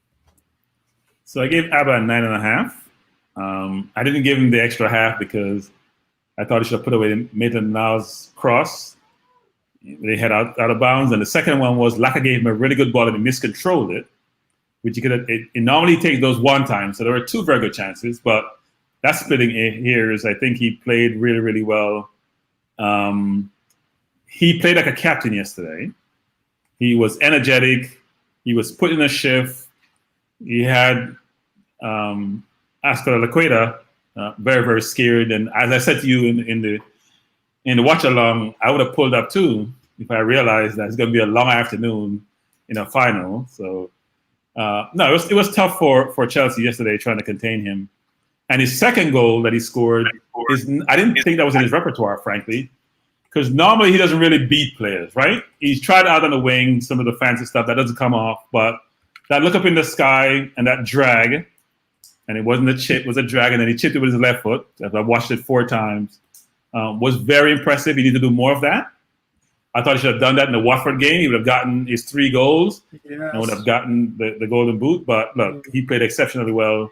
The captain performance. We have always said before the last 2 games, the semifinal, the final, he doesn't score in big games, and I think he shut us up. So yes, that's correct. That's correct. And if you guys all know, you guys in the chat, you know, we laid out a challenge to him. We said big players score in big games, and that's something that Aubameyang hasn't been doing for Arsenal. And I'm sorry, for me, I was going to judge him solemnly on that. What happened in the semi-final Man City game? He turned up. Yeah. What happened in the final? Semi-final Europa Cup. Yeah. Semi-final Europa Cup in Valencia. Yeah. Final in Baku. Yeah. Final in Baku. Yeah. So what happened in the semi-final of the FA Cup and the final is exactly what we have been needing for a leader, a match winner. one of the best strikers in the world. Now you have arrived. Now I will no longer question you. Yeah, I will not. I never question your ability. What I did is I questioned your leadership in big games. And now you've done that. You're on the map. I'm giving my score now. I give him a 10. For me, I think that's the game I've been waiting to see from this guy for 2 years. And seriously, guys, he hit it right out of the ballpark for me. I can't say anything more about his performance yesterday. Absolutely spot on. And 18's given him a 10. Lee has given him a 10. Joseph has given him a 10. Vincey's given him a 10. Dan's given him a 14. Yeah, they're showing up my score, bro. Cool K is just saying match winner, man. Ashek is giving him a 9. Tom is giving him a 10. He smashed City in the semis and now Chelsea's. That's what leaders do, bro. That's what them big guns do. Cricket ball 9.5. Gives him he docked him a 0.5 for dropping the trophy. he docked him. Unbelievable. You know what? I can't believe he fluffed his lines on that one, man. Kez has given him a 10 for the winning goal. And there's more to fork out. Pay him whatever you need to pay the man to get him to stay at the club. It's as simple as that. I talked about how injury prone Harry Kane was, man. This guy, when was the last time you saw Aubameyang injured? Never. Yeah, the only time man missing games is when he got the red card, which actually wasn't a red card. But Sporty, no, this is D. D gives him a 9.5, buries the header, and then it's the ideal hat trick. Laser focus at the moment when he came to the stadium. Excellent player, world class. Glad he's won a cup. And when Martinez was crying, he put his arm around his shoulder. He was trying to cheer him up. He was laughing. He was staying happy and composed. That's what you want in your captain, man. Listen, he's grown. Some people, when they're given an armband, they just don't wear it. This guy is growing into the role. We all said when he got the armband, he ain't no damn captain. I would question everybody on that now. And I'm not saying he's the perfect captain. I'm saying he's the captain right now that we need. So what have we got here? We've got Sporty saying 10 out of 10, outstanding, man of the match. Tony, you got the conch. Yep, that guy, Obama blood clot, my brother. He's got to be a 10, really. I tried to think, well, shall I deduct 0.25? I'm like, why am I trying? Why, when the man has delivered 2 games on the trot against 2 colossal teams, should I deduct him? Nah, mate, 10. Yeah, 10. MLTM. The African Gooner, man. You don't look happy, bro. I am. Now you're smiling. Okay, that's okay. For me, we've been on here for 2 hours. I'm just, relaxed, waiting for my turn to speak. And guys, you have to remember the weather is an hour ahead in South Africa. So while it's 10:15 for us, it's 11:15 for Is that what we call resting bitch face? Yeah. Definitely, yeah. Listen, I was about to say that as well. Hey, listen, he's on black man time. He's on lateness, you know what I'm saying? He's on lateness right now. Yeah, the African Gooner, go on, mate. Yeah, I mean, Obama who, Obama what, Obama Black Light Young. And I don't know what Bertram is talking about. If you watch Aubameyang, when he used to play for Dortmund, that chip of his, that's his signature move. By the way, his first goal for Arsenal against Everton, that chip, that's his move. So, that's classic Aubameyang. Beat your player and chip the goalkeeper. I mean, we've seen him many, many, many times. So I think Bertram was pissed because he didn't do it against Watford. It's the first time he's beat a player all season. I haven't seen him beat a player all season. When has he beaten a player all season? Please remind me. Okay, so when he chipped De Gea against United, beat the player first, then the chip. Beat the player first, then the chip. Over the top, he needs to beat the player to the ball, right? So he's beating the player. Maybe he's not dribbling them like Sanchez would, doing step overs and then beating him, but he's still beating players in his own way, which is with his speed. So for me, I think he's still beating players. I think in regards to his performance, I don't want to get too gassed. Incredible performance. I'm giving him a 10, but he does go missing, right? So when Aubameyang's on point, he's unstoppable. But when he's not in the game, he's not in the game. And that's the issue with Aubameyang, right? And we needed him to be more consistent as a captain. Yesterday, 100%, a captain's performance. I mean, as as we said, 14 out of 10. You have to give him full marks. He scored 4 goals, more goals than Lampard has ever scored at Wembley in 2 matches, right? And he solely won the game for us, and that's what superstar players do. Yeah. Like Sanchez has done, like Van Persie and many others. They take the game and they just need 2-3 chances, and he killed them. So the African Guna. So my question to you is, his semi-final performance and his final performance has just netted Arsenal 13.6 million in prize money. Yeah, that's what we got for winning the final. Do you then say to him, look, bro, and I'm talking about the top guys. I'm talking about Josh Kroenke here. Do you sit down with him and say, bro, listen, you did this. Yeah. You tell us, you give us a figure. We're going to turn our back for 5 minutes. You write down a figure on a piece of paper. Let's do it the old Al Capone ways, yeah? Let's go Al Capone. You can't do that with Aubameyang. You can't do it with Aubameyang. He's going to put $500,000 a week. You can't do it with Aubameyang. Oh, man. The hierarchy don't have to tell him. He knows. He knows he's the man. He knows that without him, Arsenal cannot replace him. We would have to spend 100 million. We don't have the money to replace him. And not only that, there are not many players like Aubameyang. And Apollo, a few weeks ago, you were asking, how many goals is he going to score? And I was the one who said that he's going to score minimum. You was. Yeah, you was. Yeah, you was. You were right. And I still tell you that he's in the wrong position. I think if he plays as the main striker, he's scoring more goals than he is now. If we get Coutinho next season, oh my God. But you know what? I do agree with Sonny, because I've been saying all the polls have been going on the 101 Arsenal Facebook page, and everybody keeps saying, is he going to stay? I have been the only consistent that says, I don't think he's going to stay. I think he's going to play out his last year and go on a free. I think me and Sonny, I think Igel feels that way. Correct me if I'm wrong, please. But I just think that he's got the cards in his hands. We don't have the cards in our hands. We don't control this situation, and he does. And I think he's looking for a big payday. He knows strikers are in short demand, and he's going to use what he's got to prove that he can get himself paid. Just one thing. It's not as cut and dry as you guys are saying, because he's 32 next year. And if he wants to secure his future, I would play out the contract if I still think I'm going to produce, because then you can always get a sign-on bonus. You can play the contract. Why would I want to sign now when I can play, do what Ozil did, frankly? That's why he's getting $350 a week.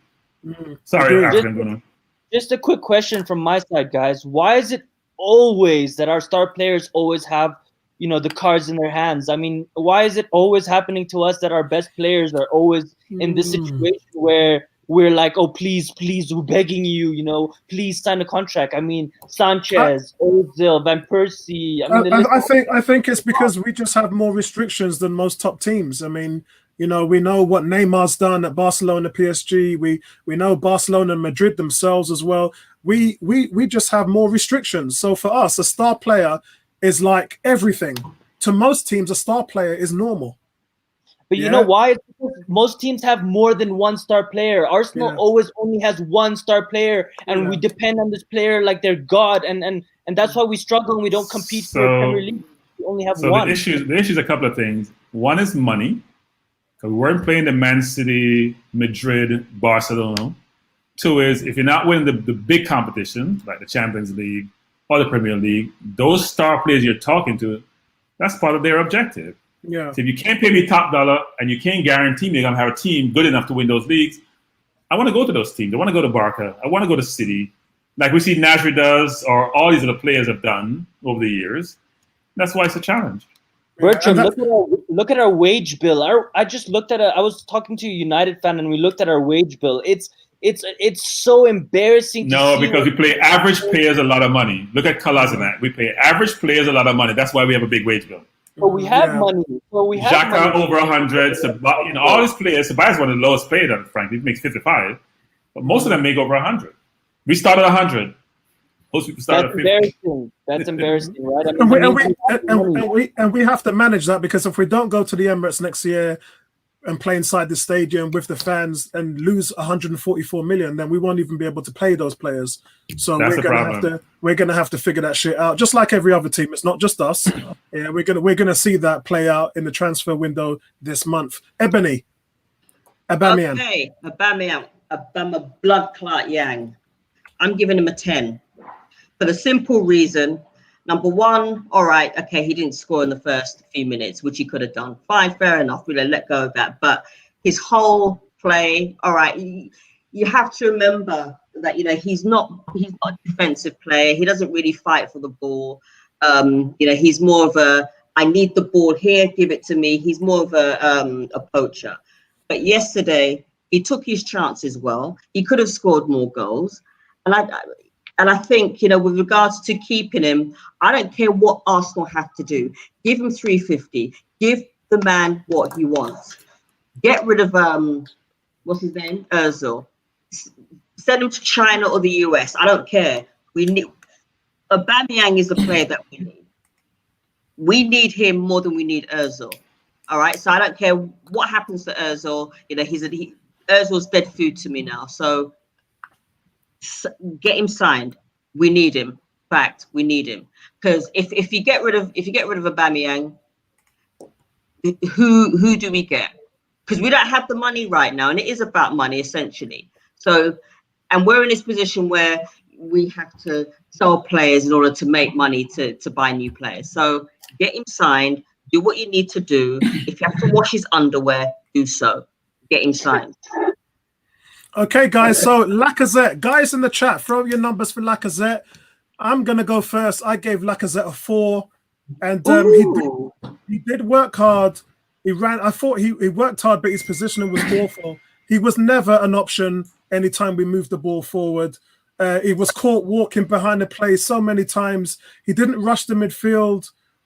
Guys, he just looked lost after in the last 30 minutes as well. Before the game ended, he just looked. Oh, we were begging for Eddie Nketiah to come on, and when Eddie came on, it was just a nice touch. Eddie had a nice little setup for Aubameyang, but I just thought that Lacazette. I thought he was awful yesterday. Not awful, but I thought he was below par. He was below the standard of the team, and that was what it was important. Average performance is 5. Below par is 4, and I'm giving him a 4. So, Bertram, you got the conch. So I gave Laka a 5, and I think part of Laka challenge yesterday was a strategy that we employed, which is we're having Laka play really deep to create space for Aubameyang. When you're a striker, that actually affects your game. If you're coming that deep, you're not in the box to score goals. And look, he's not the most athletic person on earth, frankly. He's an improved Giroud in terms of speed and ability to get around the pitch. And I think the challenge that he faces yesterday was a couple of things. One is the ball; he wasn't getting enough ball going into him. 2 is he didn't have the energy to really press up front, and he got tired pretty quickly. Yeah, can I hold you to that? We were doing the watch along yesterday, and we both said that the gloves are off. The game is going box to box, and we both said he couldn't handle that, and he didn't. He couldn't handle the pace of the game. Don't disagree, but I watched the game again. That's what I'm trying to tell you, which is when I watched the game the second time, there are things that come out that when you're watching, didn't watch about, are not as obvious. And it was obvious to me yesterday that he's been playing deep quite a bit for the last 4 or 5 games, frankly. Picking the ball up deep because they know he does a good job of holding the ball, so he can allow the other players to come into play. And that's why he keeps playing Aubameyang. I keep telling people this. He played him on the left because Aubameyang is almost playing like a center forward. Because you can't score a goal from wide out. He's always coming inside because he's isolating the right back on Aubameyang and allow him to get more room to maneuver and to operate. So, look, Laka didn't have his best game yesterday. He made an excellent pass to Aubameyang, which Aubameyang muffed, actually, because it was a one-on-one with a defender. That's why he should have bamboozled the defender, and he didn't do. And he miscontrolled the ball, and he took a shot that got bounced off a player. But it wasn't his best game. I gave him a 5, which is unfortunate because when you win a cup, no player should get less than a 6, frankly. Okay, so Lee agrees with you, and he gave Lacazette a 6. Scricketball gave him a 5. Kez gave him a 6, so Kez agrees with you as well, and so does Tom. Laka 7, a bit harsh. I gotta say how I see it, Carol. I gotta say how I see it, honey. We've got Dan. Lacazette gets a 5. Time to cash in. 6.9. We're getting the points now. This is where we're trying to we're trying to do the 7, but not get that 7, if that makes sense. And Vincey says that. Sonny is saying to Ebony can run the country Arsenal would be easily knows enough respect, Auntie. Yes, man. Our Nubian princess and our Nubian queen, if you like. Lacazette, Ashek's given a 6.5. Cool K is given a 4. Laughable performance. Got tired fast. He got tired, as me and Bertram explained, because the game went end to end, and he just couldn't keep up with the pace of the game. We've got 18. It says a 3. Was he playing? I couldn't figure that out in the second half if he was playing or not. Sporty gives a 6. Dubs gives him a 5.5. He does a job, but not good enough. Sell him. I'd rather see Nketiah in there. Me too, bro. I was hoping Nketiah was going to get a start in the final. After seeing that performance, I wish he did.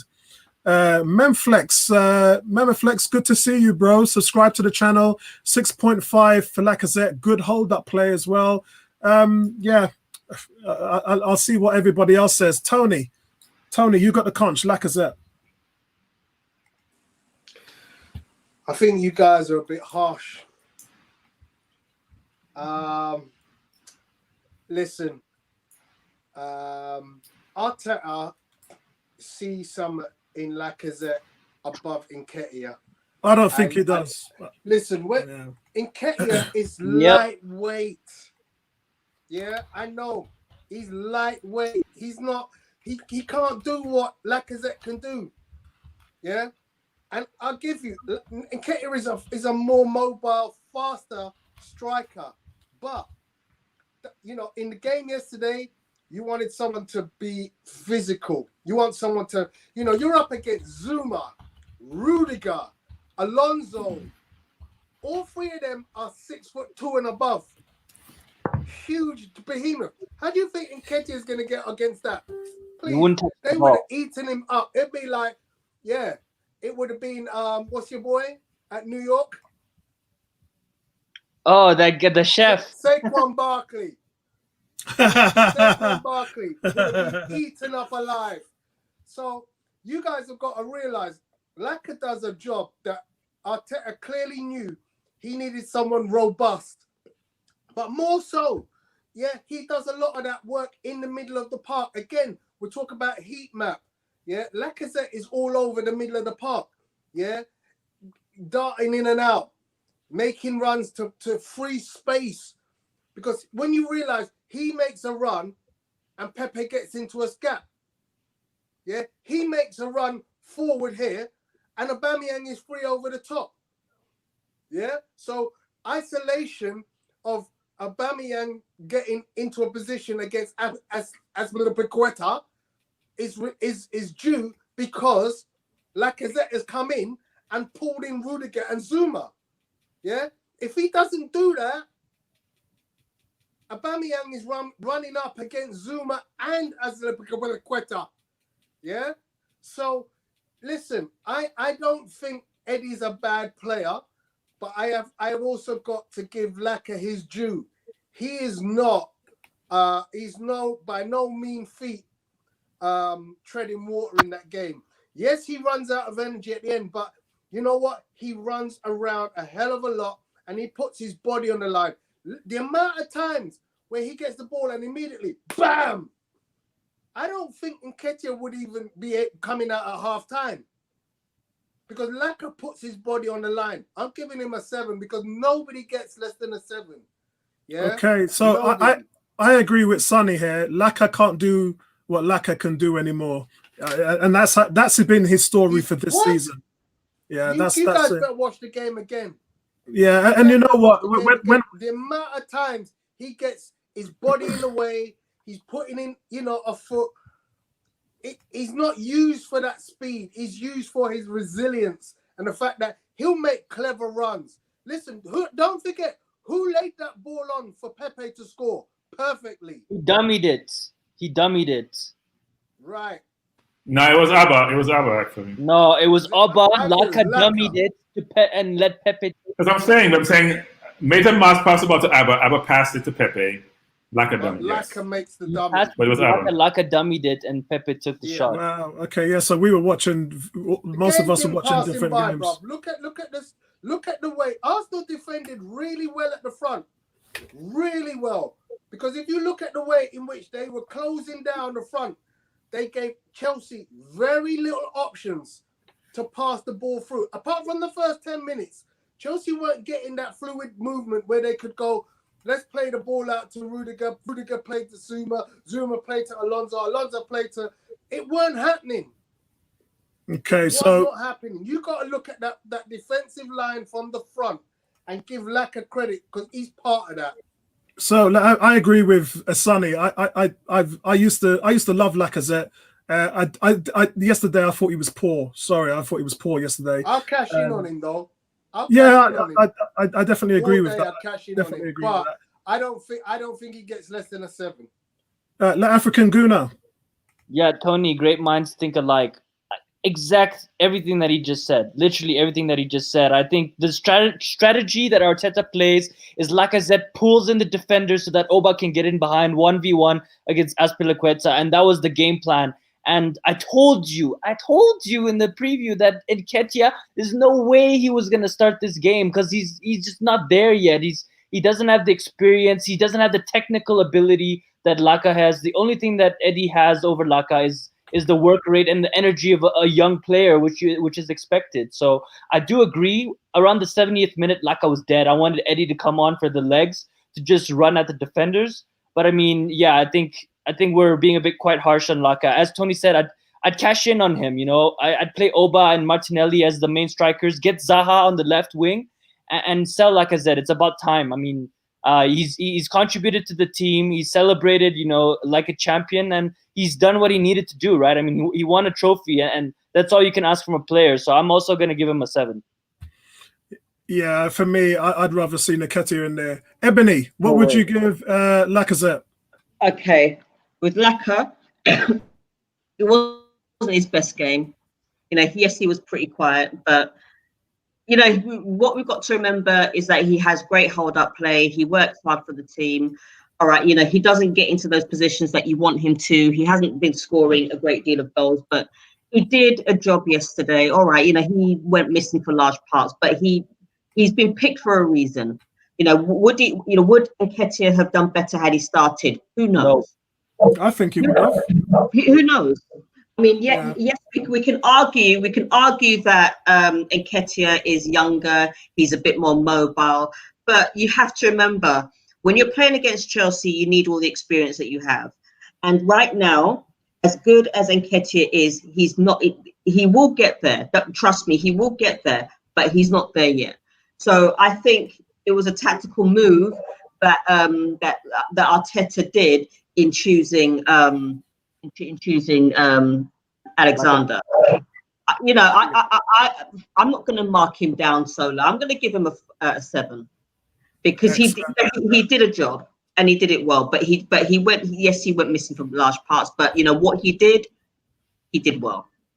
Excellent. So guys, I'm going to have a look at Mikel Arteta. Before you guys give me your grades for Mikel Arteta, guys in the chat, can you throw up your numbers for Mikel Arteta? Tom Aston did a post where he asked 101 to rate Arteta's performance, and we can see here 9, 9.5, 9.5, 9, 9, Mikel Lannister 9, Isaac 10, what have we got? Denise 9, Aaron 8, Jamie's giving him 11, Zach 7, Andrew 8, Bobby 8.5, Damien 10, a 9 from Latif, Case 8. We've got David 8, Dan 7, David 7, Chancer 8.5, Nabil gave him an 8, Amarichi gave him an 8, Gaga gave him a 10. And yeah, so you can see those are the numbers, guys, from 101 members on Arteta. Bertram, go first on Arteta, please. So I gave Arteta a 9.5. I was going to give him a 10, but I was aghast at how we started the game. I will say the mark of a very good manager or coach is when you have timeouts, so we've seen them adopted the American methods of timeouts, and when your team is struggling and after the timeout they come out and it's a whole different team, then you know that you reset your team, revisit the instructions you've given them, You have looked at the run of play and you have repositioned the team. It was very obvious that his instructions changed the dynamics of the team, stifled Chelsea's momentum, and allow us to get back into the game. And that strategy we're talking about, which is pulling Zuma. And if you looked at the goal that we scored, the first goal, Zuma got pulled all the way up. Just like you see Holden got pulled sometime up when in the first half. Zuma got pulled all the way up, and it created this huge gap on an island with Aswaqueta and Abba. And that's why we're able to score the first goal, because there was no support for the right back in the back three. So if you look at what he has done, and look, we have beaten Wolves, we have beaten Liverpool, we should have beaten Leicester, we should have beaten Spurs if Kolasinac has made that really bad mistake. We have beaten City, and now we've beaten Chelsea. We should have won or beaten everyone in the top 7. And we beat Sheffield, by the way. So every one of those top teams we should have beaten during his tenure in the second half of the season. And if Kolasinac had made a bonehead pass against Spurs, we would have beaten Spurs. So, and against Leicester, we should have won that game because Vardy should have been sent off. So in essence, you can see the direction of travel. You can see the strategy he employs. And it's very obvious that, people keep talking about why he plays certain players. He's been watching these players before he came to Arsenal. Because they would have scouted them when we played them. When we played City, they would have scouted them. He knew a lot about these players. He's incorporated in his repertoire of thinking about them, where they can put this position, how he would arrange them if he get the job. And it's very obvious that his man management has been instrumental in the improvement in Mustafi, in Maitland-Niles, in a number of these players. And even David Luiz gave him the confidence after that game. And the thing that Atacha does, what I think is brilliant, which is what Pep does, is he never knocks his players in public. So Mourinho would do that. First of all, you're driving their value down when you do that. He doesn't knock his players in public. Even Ozil and Guendouzi, he has knocked them. He said they were part of the team. They helped us get here. There's been not one negative comment about any player on his team. And you can tell that they have in-house challenges with these players. But to the public, we'll handle it internally. We won't knock the players in public. So he's been brilliant. I gave him a 9.5 because I thought the first 15 minutes we could have lost the game given how we started, but he redeemed himself throughout the game. So, excellent. Tony, before we go to you, Transistor says it's Roger. He wanted to send you a message. Yeah. So it looks like it's one of your boys there. Nice one, Rog. Yeah. Nice to see you in the group. Excellent. Bro. So Roger is my main man at Arsenal. He's been with me at Arsenal for at least 40 years. I know Roger since day one. No, seriously. Roger is every game, home and away. Roger. Nice one, Roger, man. Yeah, Roger is my Brentford Royals man. I played football with and against Roger back in the day. And it's great to see you on here, bro. Much appreciate that. Listen, there's times in the season I get tickets from Roger, and he's a real top gooner. Top gooner. Excellent. So we've got Vincey with a 10 for Arteta, Kez with a 10 for Arteta. We've got David with a 10. Sonny has given him a 10. Yeah, listen, it's got to be how it's got to be, man.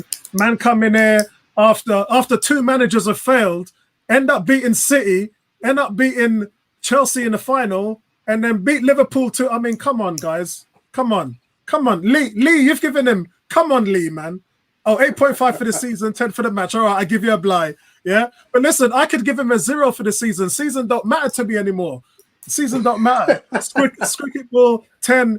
His pep talk at the water break, turn things around. That's what you want in a manager. Agreed. Me and Bertram have been talking about that a lot in terms of how it cascades into a timeout in American sports, and he's using it well. Good coaches will use that to their advantage. Poor coaches will lose an advantage. And I thought yesterday, well, I'm not going to talk about Frank Lampard, so I'm going to move on. 18 has given Arteta a 10. Kuke has given him a 10. Daniel, 10. Could watch the match on the sideline. I could watch a match of him on the sideline. Yeah, and that's the reason why you look at the webcams, the mic cams. I've been watching all of those this morning, bro. And bench cam, all of those, man. Sporty has given him 9.5. Dubs giving him 9.5. That final was Arteta and Aubameyang. Agreed.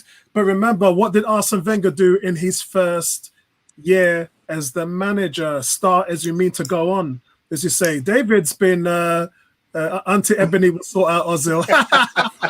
Yeah, boy. David's been asking me the same question. David, we've put in 2 offers. Yes, 2, not 1, as the movie's saying.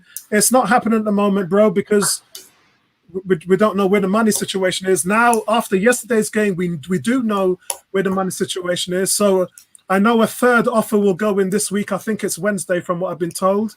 That's all I know, mate. I don't know anything more than that. Will I think it will happen? Arsenal obviously want the player. So, yes, I think it will happen. But there's a big difference between Arsenal wanting a player and the deal getting done. Remember, 3 parties: team who wants the player who wants to come, and team who needs to sell. And I think that Atletico, they're going to lose a hell of a player, so they want to make sure they get as much money for him as possible. Well, release clause, right? So it's not how much money. If you pay the release clause, that's it. And teams come in and pay the money because Suarez had a release clause. No. Listen, I told you guys before, the release clause was 43 million euros ended on the 30th of June. They told Arsenal that they would extend it for them in order to get the deal done, but that was before we've seen two offers fail. You can't have an offer fail if you're meeting a release clause, which means Arsenal. They never offered cash. We offered 20-something million plus Guendouzi. That's why it was denied, right? We didn't say 43 million. We're paying the release clause. We tried to cheap out as usual. Yeah, we tried to cheap out, and that's what's happened there. Somebody is saying, "Will we sign?" No, we won't. We're not going to sign him. That's not going to happen. He's signed a new contract until 2025. Yeah, look, I was told 2 weeks ago from Colin that we weren't going to sign him, so it's not going to happen. Tony, Mikel Arteta.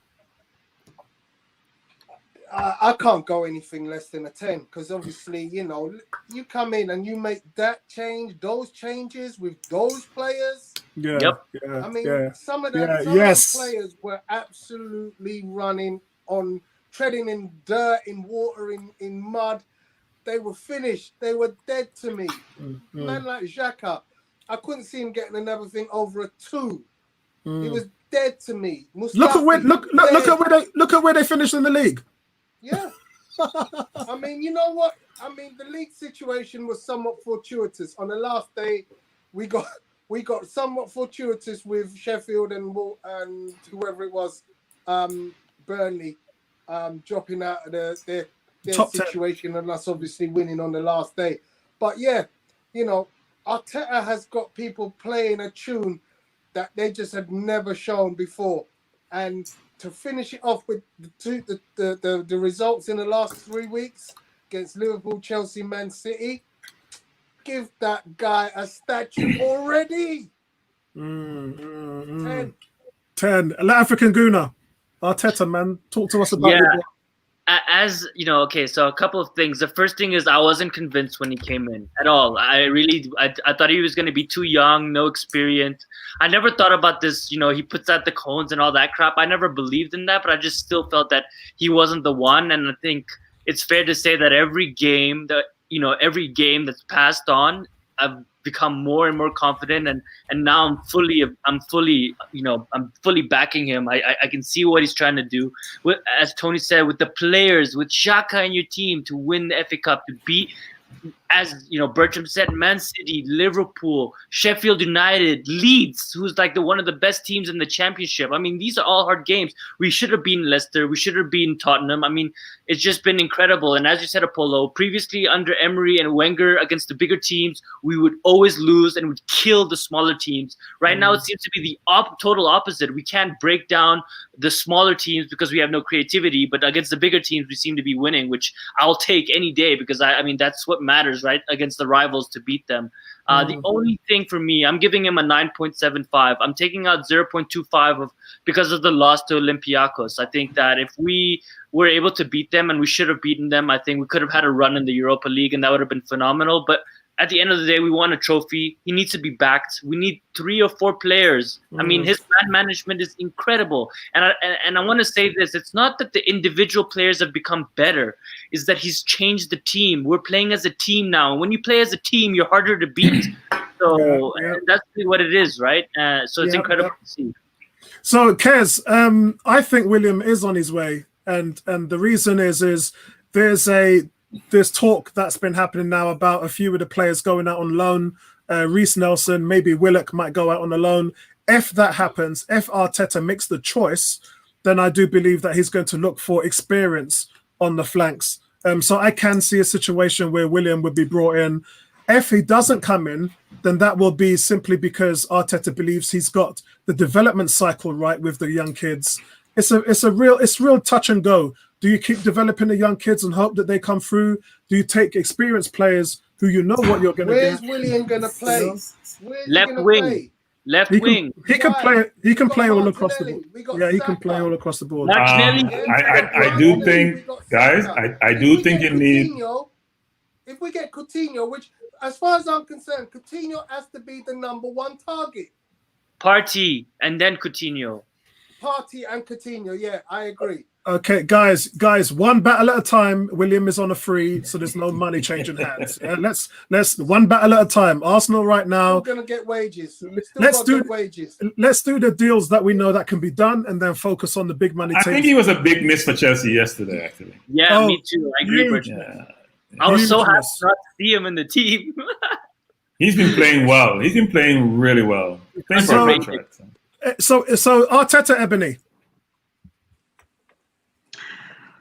Right. Well, taking into consideration that he came in when he did, mid-December. That his ties. Okay.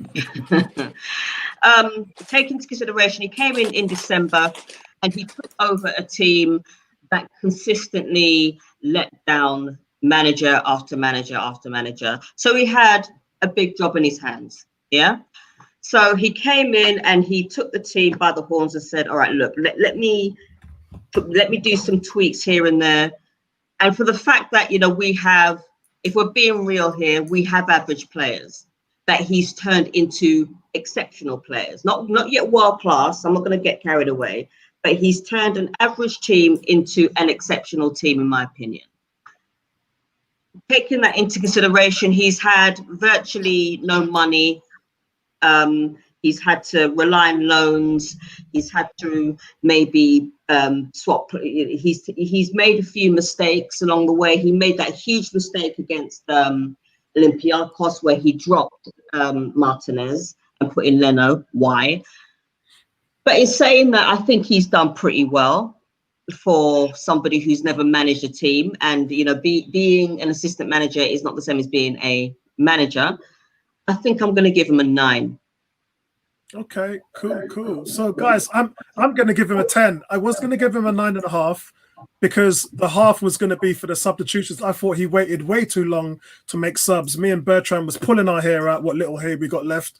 I thought that the players were tired from the 65th minute and things should have been changed then, and it wasn't. However, I don't care. He beat Chelsea. We've won a title. We've won another FA Cup final, and we're going back into Europe.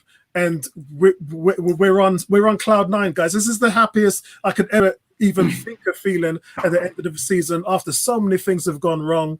And so I have to give him a 10. I can't moan about that. How far we have fallen. I can recall where if you told us that we're playing for 4th, the regular used to say this, we would lose our mind again.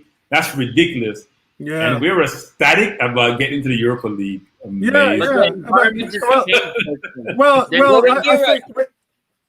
We're ecstatic about winning the FA Cup, Bertram. So let's just leave it there. We're ecstatic about getting Europe because Europe means money, and money means get players. Yeah, it's about money. That's the only reason why I'm happy I'm in there. I don't really give a damn about the title. In fact, you guys know I'd rather look after my kids on a Thursday night than go to the Emirates and watch that.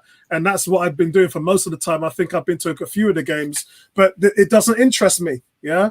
I'm not a big fan of the Europa because it's a poor man's cheap Champions League. But the fact of the matter right now, some of the fans don't realize how bad the money situation is at the club. And I know how important it is for them to get in there. So it is what it is. Guys, that's it for today, man. I want to thank everybody on the panel. Thanks, Bertram, Tony, the African Gooner. Thank you to everybody in the chat room. Bertram, where can we find you? Arsenal 101. Excellent. Tony, where can we find you, bro? Instagram, Twitter, everywhere else at Pugilist. Excellent. La African Gunner, shout out your channel. Yeah, it's at La African Gunner. I just wanted to have a closing statement to Spurs fans, United fans, Chelsea fans, and Xhaka cocksuckers. If you know what that means, you know. Ebony, where can we find you, darling? Yeah, Twitter, Facebook, Insta. I just want to make a closing statement as well. We finished 8th, but we still won a trophy, and Spurs are still empty-handed. Yeah, boy. Fire! Fire! So, guys, that's it from us. There's only one team in London. One team in London. There's only one team in London. London's red, London's red, London's red, London's red, London's red, London's red. Excellent, guys. Listen, we're going to be back next week with ratings for the season, and we're going to really mix it up for you guys. So we'll listen, love your commitment, love you guys in the panel. We can't do the show without you. You're all special. We're all one team here, and we all make it happen. And I just love the banter from you guys. Brilliant. Nice to see you as well, Nay. Big shout out to you as well, girl. And guys, again, if you're not subscribed to the channel, please subscribe. Please follow Sunny TV as well. Great content from Sunny. And I'll see you guys on Wednesday. Nice one, man. Come on!